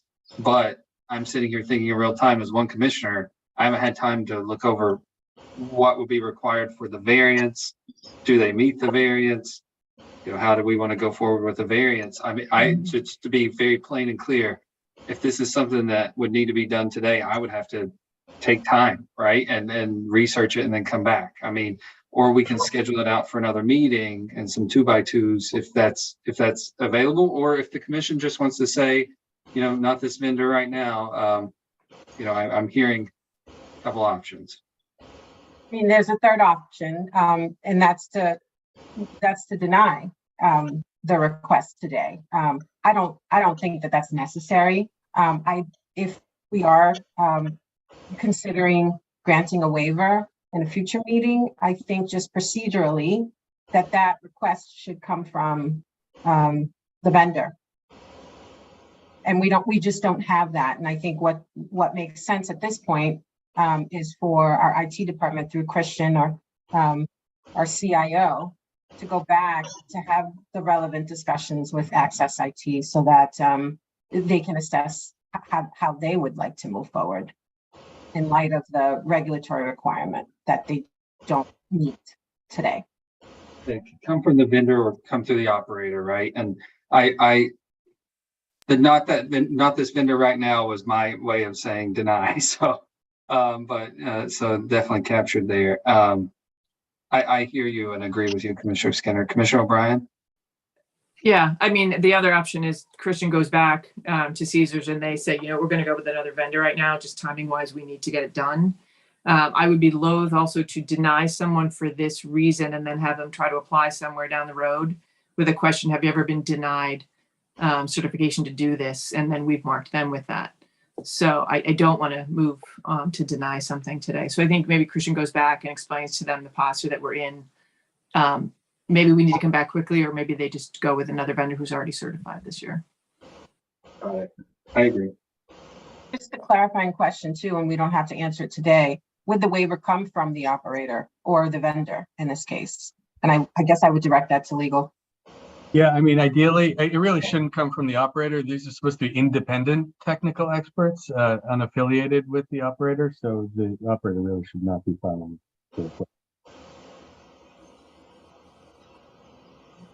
The message can be sent, though. The message is being sent right now in a public meeting, Councilor Grossman. So, all right, I think we're all where we need to be here. All right. Christian, I think you have some direction, right? Yes, thank you. All right, thank you. I appreciate it. All right. Finally, we're going to go to item number 8. And for that, we are going to kick it over to Community Affairs and the Chief, Joe Delaney, Manager Mary Thurlow, and Manager Lily Wallace. Go over approximately 10 Community Mitigation Fund applications. Thank you, Chair and Commissioners. Yeah, so today we have 10 Community Mitigation Fund applications in front of you. There are 3 municipal block grant applications, and there are 7 regional grant applications. And without further ado, I think we'll just jump right in. So the first application is the town of Foxborough. This one is a little bit complicated as Foxborough is applying for funds not only for themselves, but also on behalf of Plainville and Rentham. This is a joint application. So Foxborough was allocated $64,500 under the block grant, and we are recommending approval of that $64,500. Now, when they submitted their application, they gave us a couple of different dollar amounts. One was $146,600, and then the other one was $352,000. And they were requesting a waiver for the higher amount. So I wanted to sort of dispense with the waiver issue first. Now, if you look, you'll see that in each application, each community that is participating in this had to identify which funds were going towards this application. So in this case, we have the $64,500 from Foxborough. We have $31,990 from Plainville and Rentham contributing 56,800. So that adds up to a total of 153,290. Now, if you look at the lower number that Foxborough presented to us, 146.6, they wouldn't need a waiver for that because that dollar amount is already above that amount. No, we are not recommending granting a waiver for the higher dollar amount, because essentially what they said to us was that this proposal can be scaled based on the resources that are available.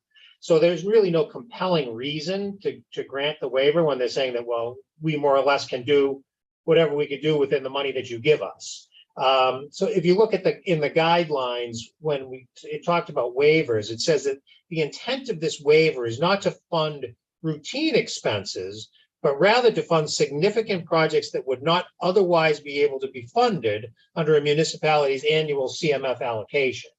So essentially, this didn't do that.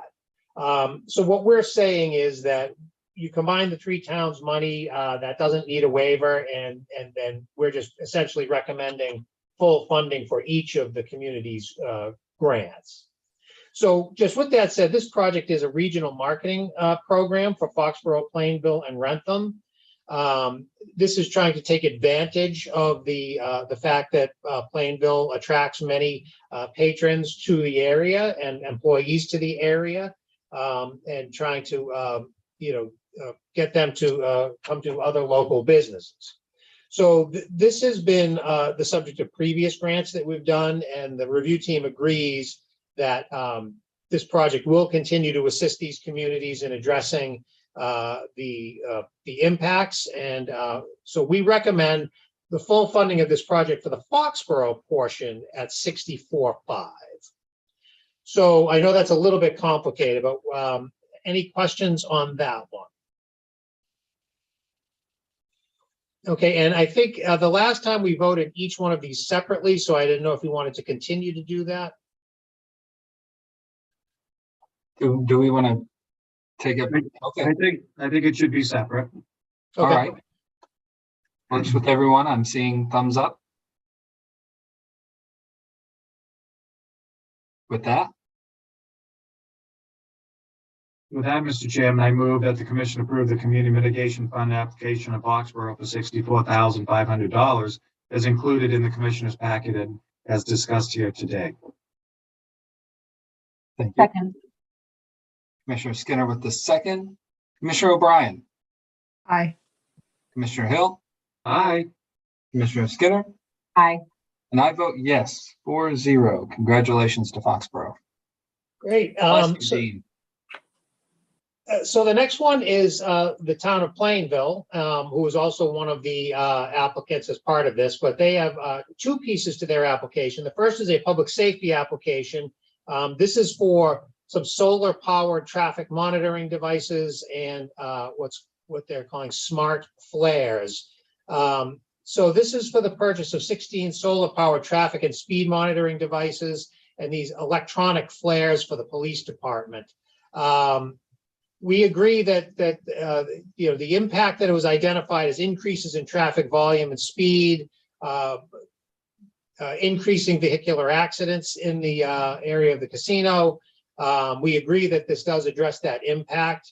The speed monitoring devices will allow for continuous data collection, speed monitoring, congestion management, and so on.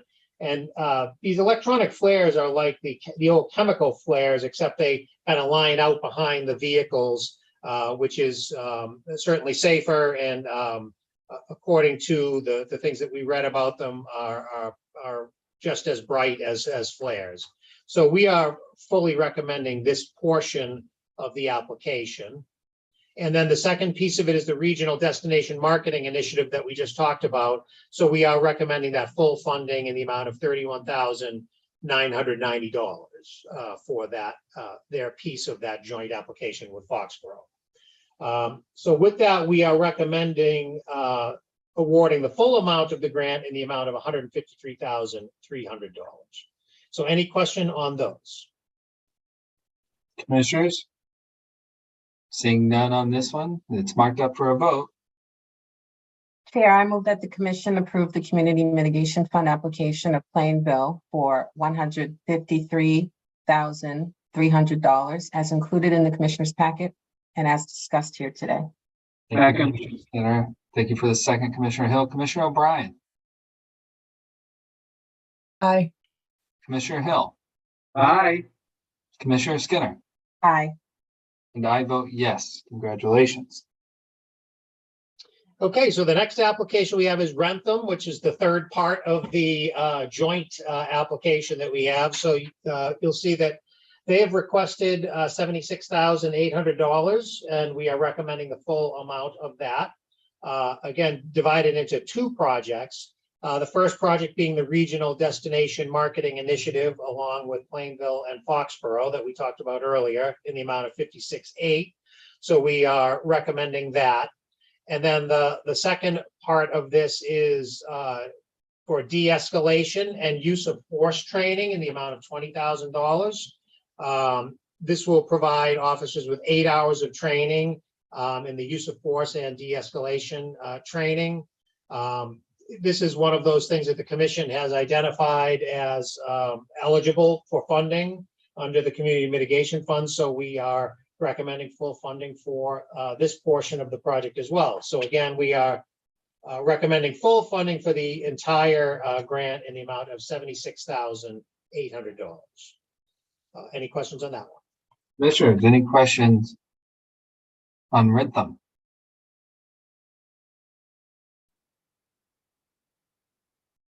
No questions? I can move if we're all ready. Thank you, Commissioner Skinner. I move that the commission approve the Community Mitigation Fund application of Rentham for $76,800 as included in the commissioner's packet and as discussed here today. Second, Commissioner Hill. Commissioner O'Brien. I'm an aye, but do we need any further language, Joe, in terms of drafting up the wording, the agreement, et cetera? Oh, I know. We can do an omnibus at the end, probably, that covers it, right? But then authorize the staff. Okay, we'll just do it at the end then. All right, I'm an aye. Commissioner Hill. Aye. Commissioner Skinner. I'm an aye. Commissioner O'Brien, that was a good catch. Yep. I'm aye also. Thank you, Commissioner O'Brien. And congratulations. Okay, so the next application, we are on to the regional applications, and these first ones are the regional public safety applications. The first one is the Massachusetts Attorney General's Office. They are requesting $250,000, and we are recommending full funding for this application. So they're asking for $250,000 to add some new staff at the Attorney General's office within the Gaming Enforcement Division to address gaming-related domestic violence and sexual assault cases, while also building capacity to investigate and prosecute human trafficking crimes. So this would cover salary and fringe benefits associated with hiring an assistant attorney general who would work solely on casino-related cases. It would also fund supporting efforts such as state police overtime and translation services. And the request also is asking for some training for 5 of their staff members in a conference on crimes against women. So essentially, we're recommending this. The Gaming Enforcement Division doesn't have someone currently that that deals directly with the domestic violence, sexual assault, and human trafficking crimes that are associated directly with casinos. Different divisions at the Attorney General's office do deal with human trafficking, but they are dealing with that on a statewide basis. And the notion here is that this would provide a single person that would specifically target these things that are happening that are directly associated with the casino. So we think that having that better focus on those things directly with casino related cases makes a whole lot of sense. There is quite a lot of explanation in this write-up. I won't go into all of that, but we definitely are recommending this this grant. So then, any questions on this one? Mr. Chairman, I have a question. Commissioner Hill. Joe, so historically, we don't necessarily fund new positions. And I'm concerned, let me preface everything by saying I'm very supportive of this, and I will be voting yes to move it forward. But I want to put it out there that we are going to possibly see cuts to this program, and I'm talking about community mitigation funds. And they're setting this new additional force setup. You know, what happens next year if there's cuts to the program even further? And are they aware that these funds may not be available to them in the future? I just want to put it out there. Do we have a response to that, or how do we handle it next year when they come back and all of a sudden we don't have money and this program's working great? Well, a couple of things. I mean, we did not bring that up to them when we met with them. There was no certainty on anything at that point in time. But they did indicate that this is something that they would be looking to keep on regardless.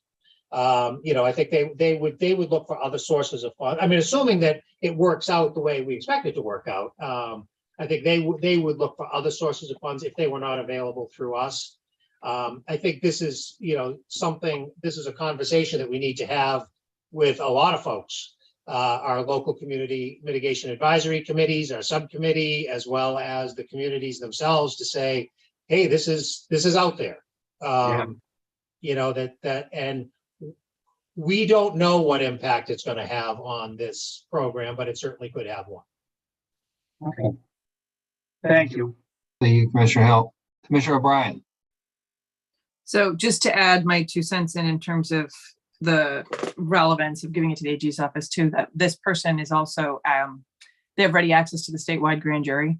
We have casinos that are spanning multiple counties. So in addition to sort of it making sense statewide jurisdiction for the human trafficking group in the AG's office, it helps for continuity of prosecutions in terms of being able to get into the statewide grand jury, having victims not have to go to multiple places, that sort of thing. So this is something we've been talking about, and I've been talking about in public safety for a while. So I'm happy to see them come and expand that unit. So I absolutely had the same questions, Commissioner Hill, that you did in terms of, they can't rely on the funding necessarily in perpetuity, but for the purposes of getting this unit more robust, I think it's an excellent use of the CMF funds. Thank you, Commissioner O'Brien. Well said. Commissioner Skinner. And then I'll just add, thank you, Commissioner Skinner.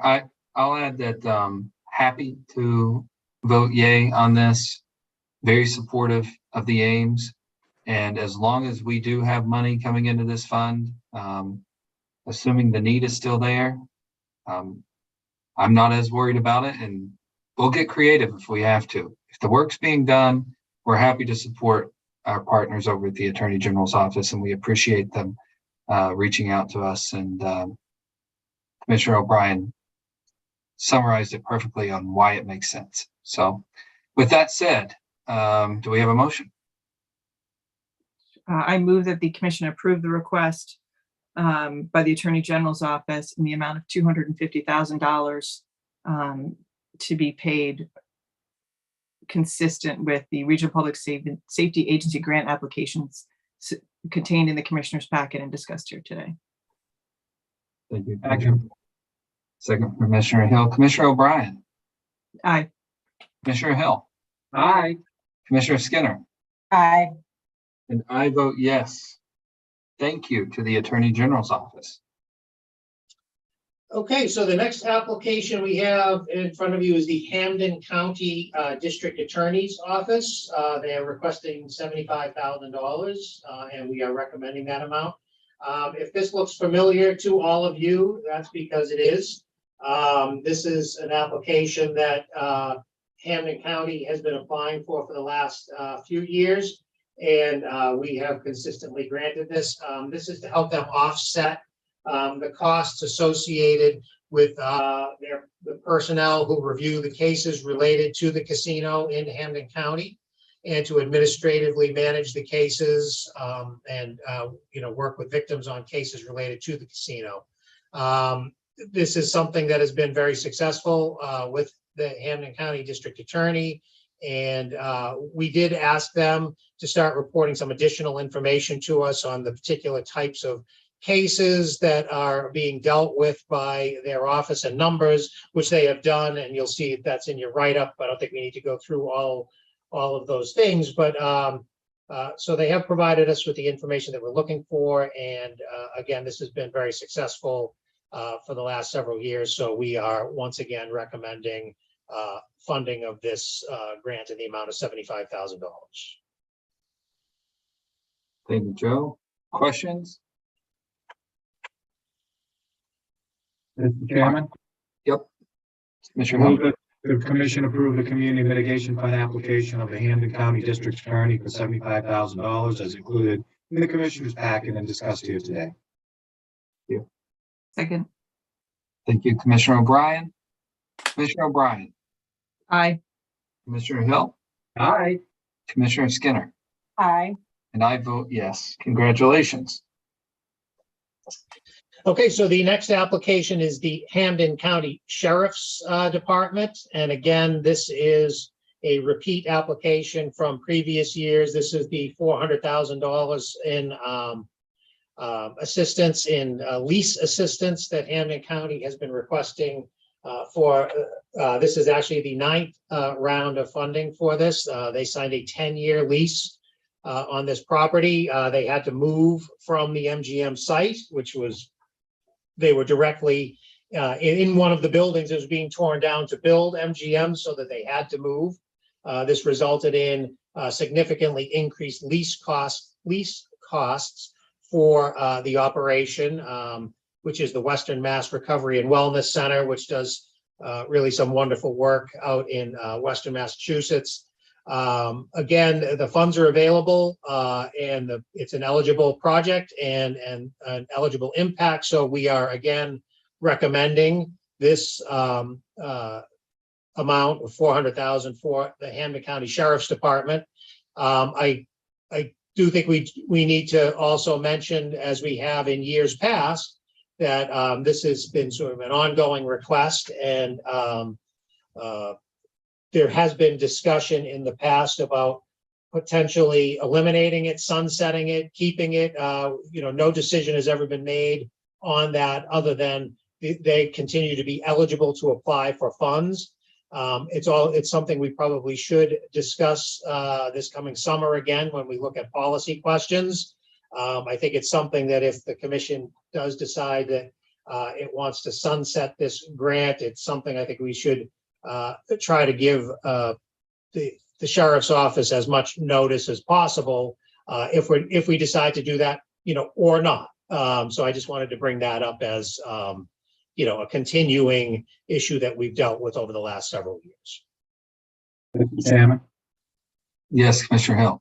I might suggest, unless it's already taking place, that we actually ask the Sheriff's Department to come into one of our meetings.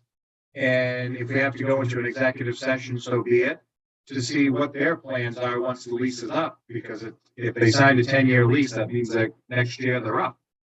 So I'd like to know what their plans are, and then we can at that point tell them that we have our concerns or don't have our concerns, whatever the case may be.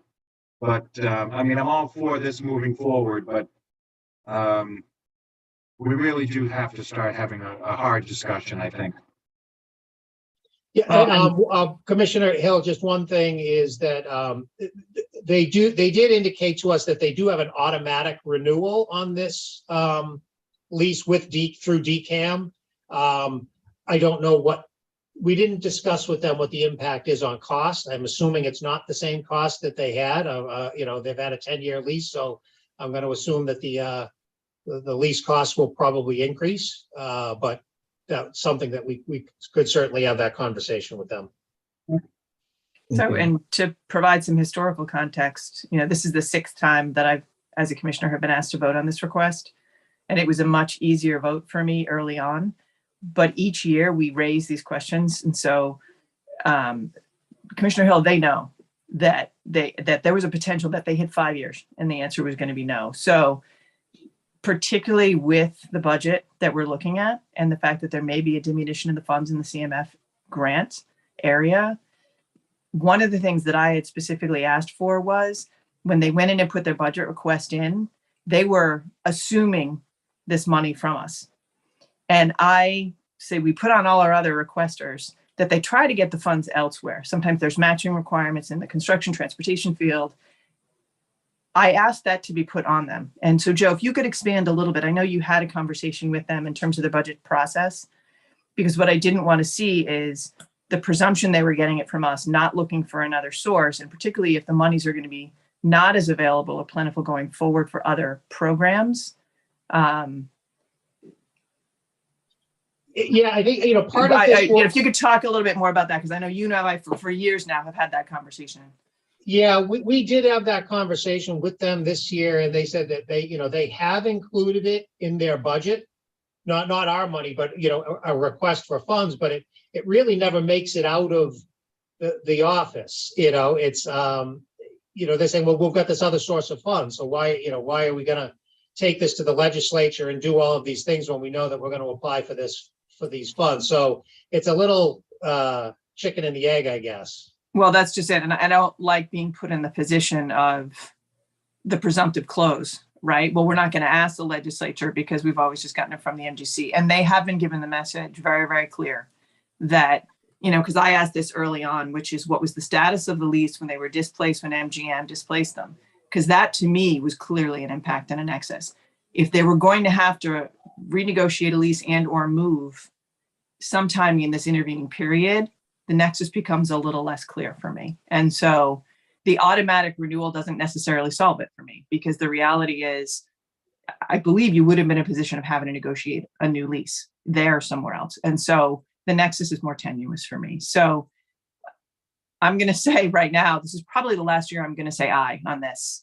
I don't want to leave them in the lurch. It's, law enforcement, public safety, sheriff's office do, the yeoman's work in terms of, keeping prisoners safe and the community safe. But I cannot say it any clearer than I've said it, other than to say this is probably the last aye that will come from this commissioner, absent some substantial change in the request next year. Yeah, and I would say that on this is that, presuming that we have a budget sometime during the summer, we'll know where we stand with respect to community mitigation funds.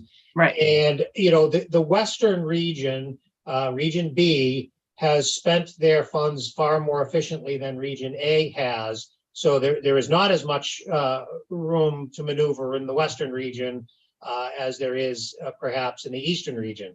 But it might make sense to bring the folks in, and I'd defer to Todd on whether that could be or needs to be done in executive session or not. Whatever the case may be. But I think once we have a little bit more certainty regarding the budget, this issue and look, issues with other communities as well may very well come into play if the funds are significantly cut. Right. Thank you, Commissioner O'Brien. Commissioner Skinner. That last point Joe made, and much of what Commissioner O'Brien said, I agree with it. But the question around the nexus sort of not being as straightforward, the more time passes since the casino has opened, I think that applies to a few other of these funding requests. And as Joe and I talked about during our 2x2, I believe Chair Maynard was also present. I think when we talk about those policy questions that Joe mentioned earlier this summer, I think that's going to be a really good time for us to, look at a few of these projects that seem to me to be getting further and further away from sort of the nexus to mitigation. So I'm, for one, look forward to that discussion. I'm not going to go at this point as strong as Commissioner O'Brien did in terms of deciding how to vote now for next time around if we're faced with the same application. But I do think it is just particularly in light of the shift in the structure of the grant to the block grant. I think, we have to make sure that the intent of the statute is met as we are reviewing these applications and approving them.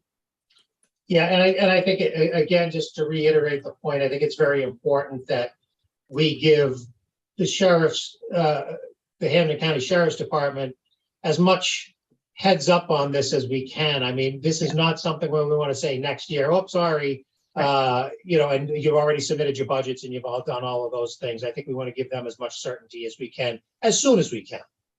Mm-hmm. All right, I appreciate that. I will only add that, I think the Western region gets a lot of good use out of these monies. And I appreciate when they come out and get them and use them and put them in the ground. I do see the nexus, even though I hear the argument that the nexus is starting to wane. And, when Commissioner Hill started talking to us about the block grant approach, I expected the goal was to try to follow the statute, but also make sure that we make it easier to get access to these monies, not more difficult. And so, as one commissioner wants to make sure that we're getting this money out the door while we do have it, and while totally acknowledging the point that Commissioner Hill made that we may not have it in the future. But I support this, and I'll be voting yay. So that said, any other comments, or do we have a motion?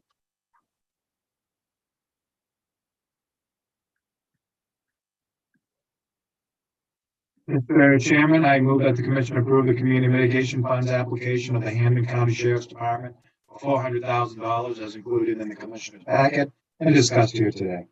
Thank you, Commissioner Hill. Second. Second, Commissioner O'Brien. Commissioner O'Brien. Aye. Commissioner Hill. Aye. Commissioner Skinner. Aye. And I vote yes, 4-0. Congratulations. And we will do some follow-up in agenda setting, commissioners, if that makes sense. Okay, so the next one is the Suffolk County District Attorney's Office. They're requesting $106,900, and we are recommending an award of that amount. Actually, they requested just a little bit under that. We rounded up to the nearest $100. And this is to hire an additional Assistant District Attorney to the Human Trafficking and Exploitation Unit, and also to provide that unit with some additional forensic capabilities to prosecute sensitive cases.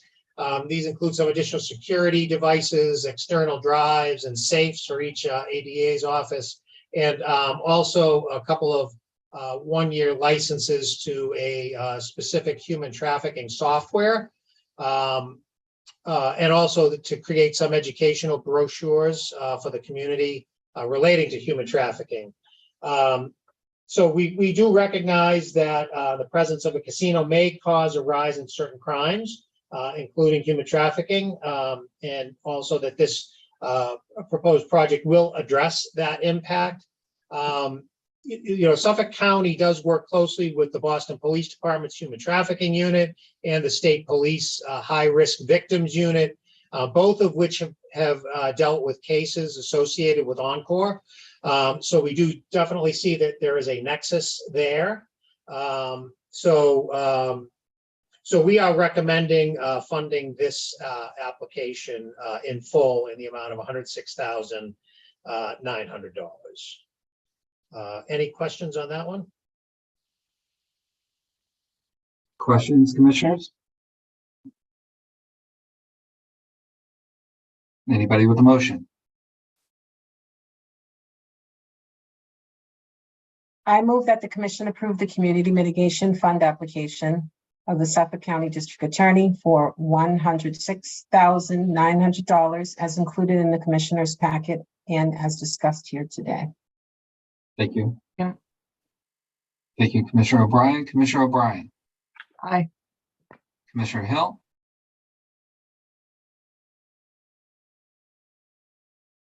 Aye. Commissioner Skinner, Aye. and I vote yes. 4-0. Okay, so we are now moving on to the regional planning agency grants, and I'm going to rest my voice and turn this over to Lily to do these, the three planning agency grant applications. Thanks, Joe. Good afternoon, commissioners. So I will just be running over our planning agency grant applications. Just as a quick reminder, this grant category was a new carve out that we established this fall, with the thought being that some projects are a little bit more effective when they are addressed regionally as opposed to by municipality. So for just some background, we carved out a proposed $250,000 per regional planning agency, and we identified sort of in each casino with a regional planning agency. So we had the Metropolitan Area Planning Council for Region A with Encore, the Southeast Regional Planning Economic Development District, which I will be calling SERPED because it is a mouthful, down for Plainville, and the Pioneer Valley Planning Commission for Region B with MGM. So our first request was in Region A for MAPC. They did request the full $250,000 to spread across 3 projects. So the first project for $90,000 is the Chelsea to Everett Greenway Connector. So this is an extension of the Chelsea Greenway Shared Use Path, which currently ends in Chelsea to connect to the Northern Strand Path that we've done a lot of work on, the one that's right next to Encore. So this will be directly from Chelsea to Encore. And the team felt that this was a really great project to just really look at the whole project when we're looking at getting all these bike paths to relate to the casino and the system as a whole. There's really not a lot of east-west connections that make it safe to commute that way via bike or foot. So are there any questions on that section? No questions. Great. The second piece of their application is a project for $75,000 for regional marketing and tourism initiatives for arts and culture entertainment venues. So they're proposing to do a planning that would involve inventorying existing resources and within the host and surrounding communities, and then going and working with different organizations to make sure that they're taking advantage of all of the best resources there to promote these sort of arts and culture. And we did see that this could really help with some of the gaps in existing resources in the arts and culture field when we're talking about competing with Encore and making sure that these businesses are still able to compete in the local entertainment system. So any questions on that one? Seeing none. Seeing none. The last piece of their project is $85,000 towards a small business resiliency and growth support plan. We are recommending the funding of this with conditions. So this fund would create a small business regional planning initiative, and they would go out and try to determine some better strategies to support small businesses in relevant things like hospitality and restaurants that have overlap with Encore. And they also want to develop content for a half-day supplier diversity event for these businesses to kind of help with the idea that they would be able to become, figure out what they need to become eligible towards being a vendor for something like Encore, if that is something that interests them. So we definitely felt that this project could do with some capacity building in Region A. But the condition that we would like the commission to approve is to approve the first chunk of money to do the study and to cover the administrative costs for the staff doing that.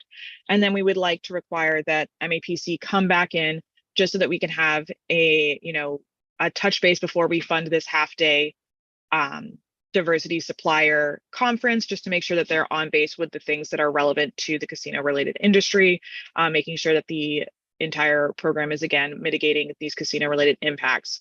So I think that should be reflected in the language, but I apologize for whoever has to read that because I know it is a little bit wonky. Any questions about that? So the first chunk would be about $54,000, and then the rest of it would be released after that. Nothing? No questions. All right, we will keep the train moving. So the other applicant in Region A is around. Lily, I think we want to do the vote on the whole application first. Oh, okay. Yep. Sounds great. So I'll hand it back to Interim Chair Maynard then. All right, so with that, commissioners, we have a motion on this application. Chairman, I move that the commission approve the Community Mitigation Fund application of the Metropolitan Area Planning Council for $250,000 as included in the commissioner's packet and discussed here today. Thank you. And further subject to the conditions requested in the packet. Sounds good. We'll accept that friendly amendment. Thank you. Okay. Amendment accepted. Second with that friendly amendment, Commissioner O'Brien, Aye. Commissioner Hill, Aye. Commissioner Skinner, Aye. and I vote yes. Congratulations to the MAPC and thank you, Lily, for tying that all together for us. Great. So our next one is in relation to PPC. So this is a request for $234,000 for development of an arts and cultural tourism plan that would exist in the host and surrounding community. We've done a lot of funding of tourism plans before, and we think that this is a great opportunity for Plainville to work with Plainville and the surrounding areas to work with PPC and really take advantage of the fact that PPC is more of a casino that some might visit during the day and then want to do other things in the region. So the regional planning agency is very excited to work with PPC on this and the region as a whole. And we just felt that this cultural tourism plan could really provide implementable strategies and action items that could help bring some of the business into some of these local towns in the area. Any questions on that? Questions, commissioners? Okay, then I will respectfully ask for a vote on that. So do we have a motion for Lily's respectful request?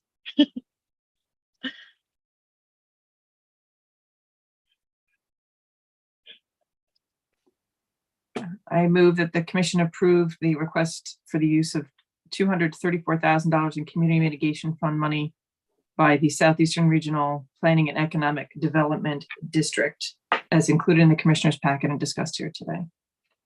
Thank you. Second. Second from Commissioner Skinner. All right, Commissioner O'Brien, Aye. Commissioner Hill, Aye. Commissioner Skinner, Aye. and I vote yes. Congratulations. All right, so our last application for you today is the Region B Regional Planning application with PVPC. They are requesting $98,400 for a BIPOC and woman-owned micro and small business study. You might remember that we did fund part of this initiative last year, and we're seeing really great work being done on that. And we actually just got notified by them this week that they received a really great federal grant towards some of these initiatives that they're doing out there. So we love to see our grantees and our applicants working for lots of different sources of funding. So this would be a study to collect and evaluate data related to BIPOC and women-owned small and micro businesses across the Pioneer Valley, and just hoping to get greater understanding of how to enhance MGM's effort to meet its diversity procurement goals. And so the review team thought it would be a great build off previous work and building resiliency in the region. So we are just, asking for a vote for approval on this one. Any questions on this one? Questions, comments, commissioners? Lily, I don't have a question for you and Joe, but Crystal did me a solid and park cleaners. I asked Crystal did you get as it well. too? Yeah, I was like, do you know what this is? And she was like, oh, it's this. And I'm like, okay. Yeah, off the top of her head. So we had done sort of the spotlight on one of these people out in Springfield, and that was, sort of a success story out there. So if anyone wants to go back and find it, I don't remember the exact meeting, but it was a great success story in that regard on MGM. And thanks Thank to Crystal for always being a wealth of knowledge. Mm-hmm.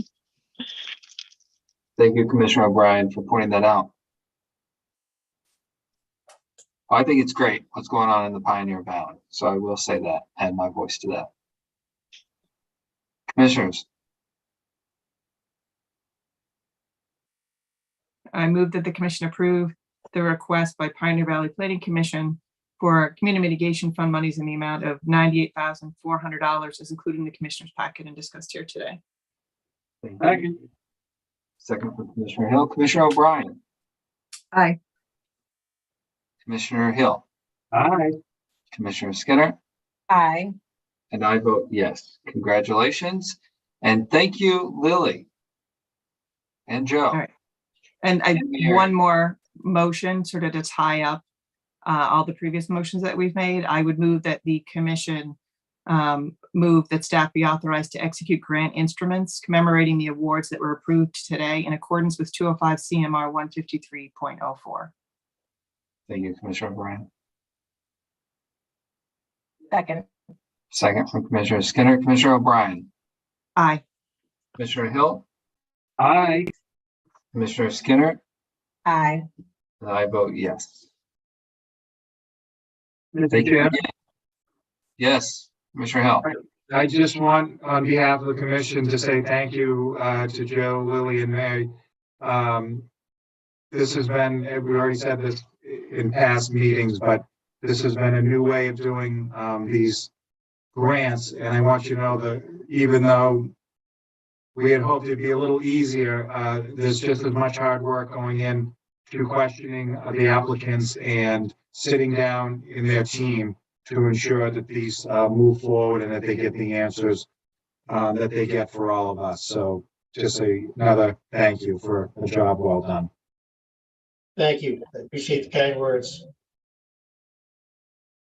Well, thank you. We appreciate it. So commissioners, we move on. Any commissioner updates? Commissioner O'Brien? Just, I think a number of us were down in Las Vegas last week at the GLI conference. There were, Katrina presented. We had a number of IT people doing compliance down there. So just a thank you to GLI and to our staff who participated in the conference. I thought it was a great opportunity to get down, see the lab, and talk to fellow regulators and GLI. I thought it was very useful. I join you, and I will say Commissioner Skinner told me when I go to the lab, and the lab was awesome. So I appreciated that. Any other commissioner updates? All right. Any other business that we didn't anticipate? That's always my favorite one. I'm waiting for there to be an answer to that one day. All right. With that said, do we have a motion to adjourn? So moved. Thank you. Second. All right. Commissioner O'Brien. Aye. Commissioner Hill. aye. Commissioner Skinner. Aye. And I vote yes, 4-0. Everyone enjoy their Tuesday, the last day of the month.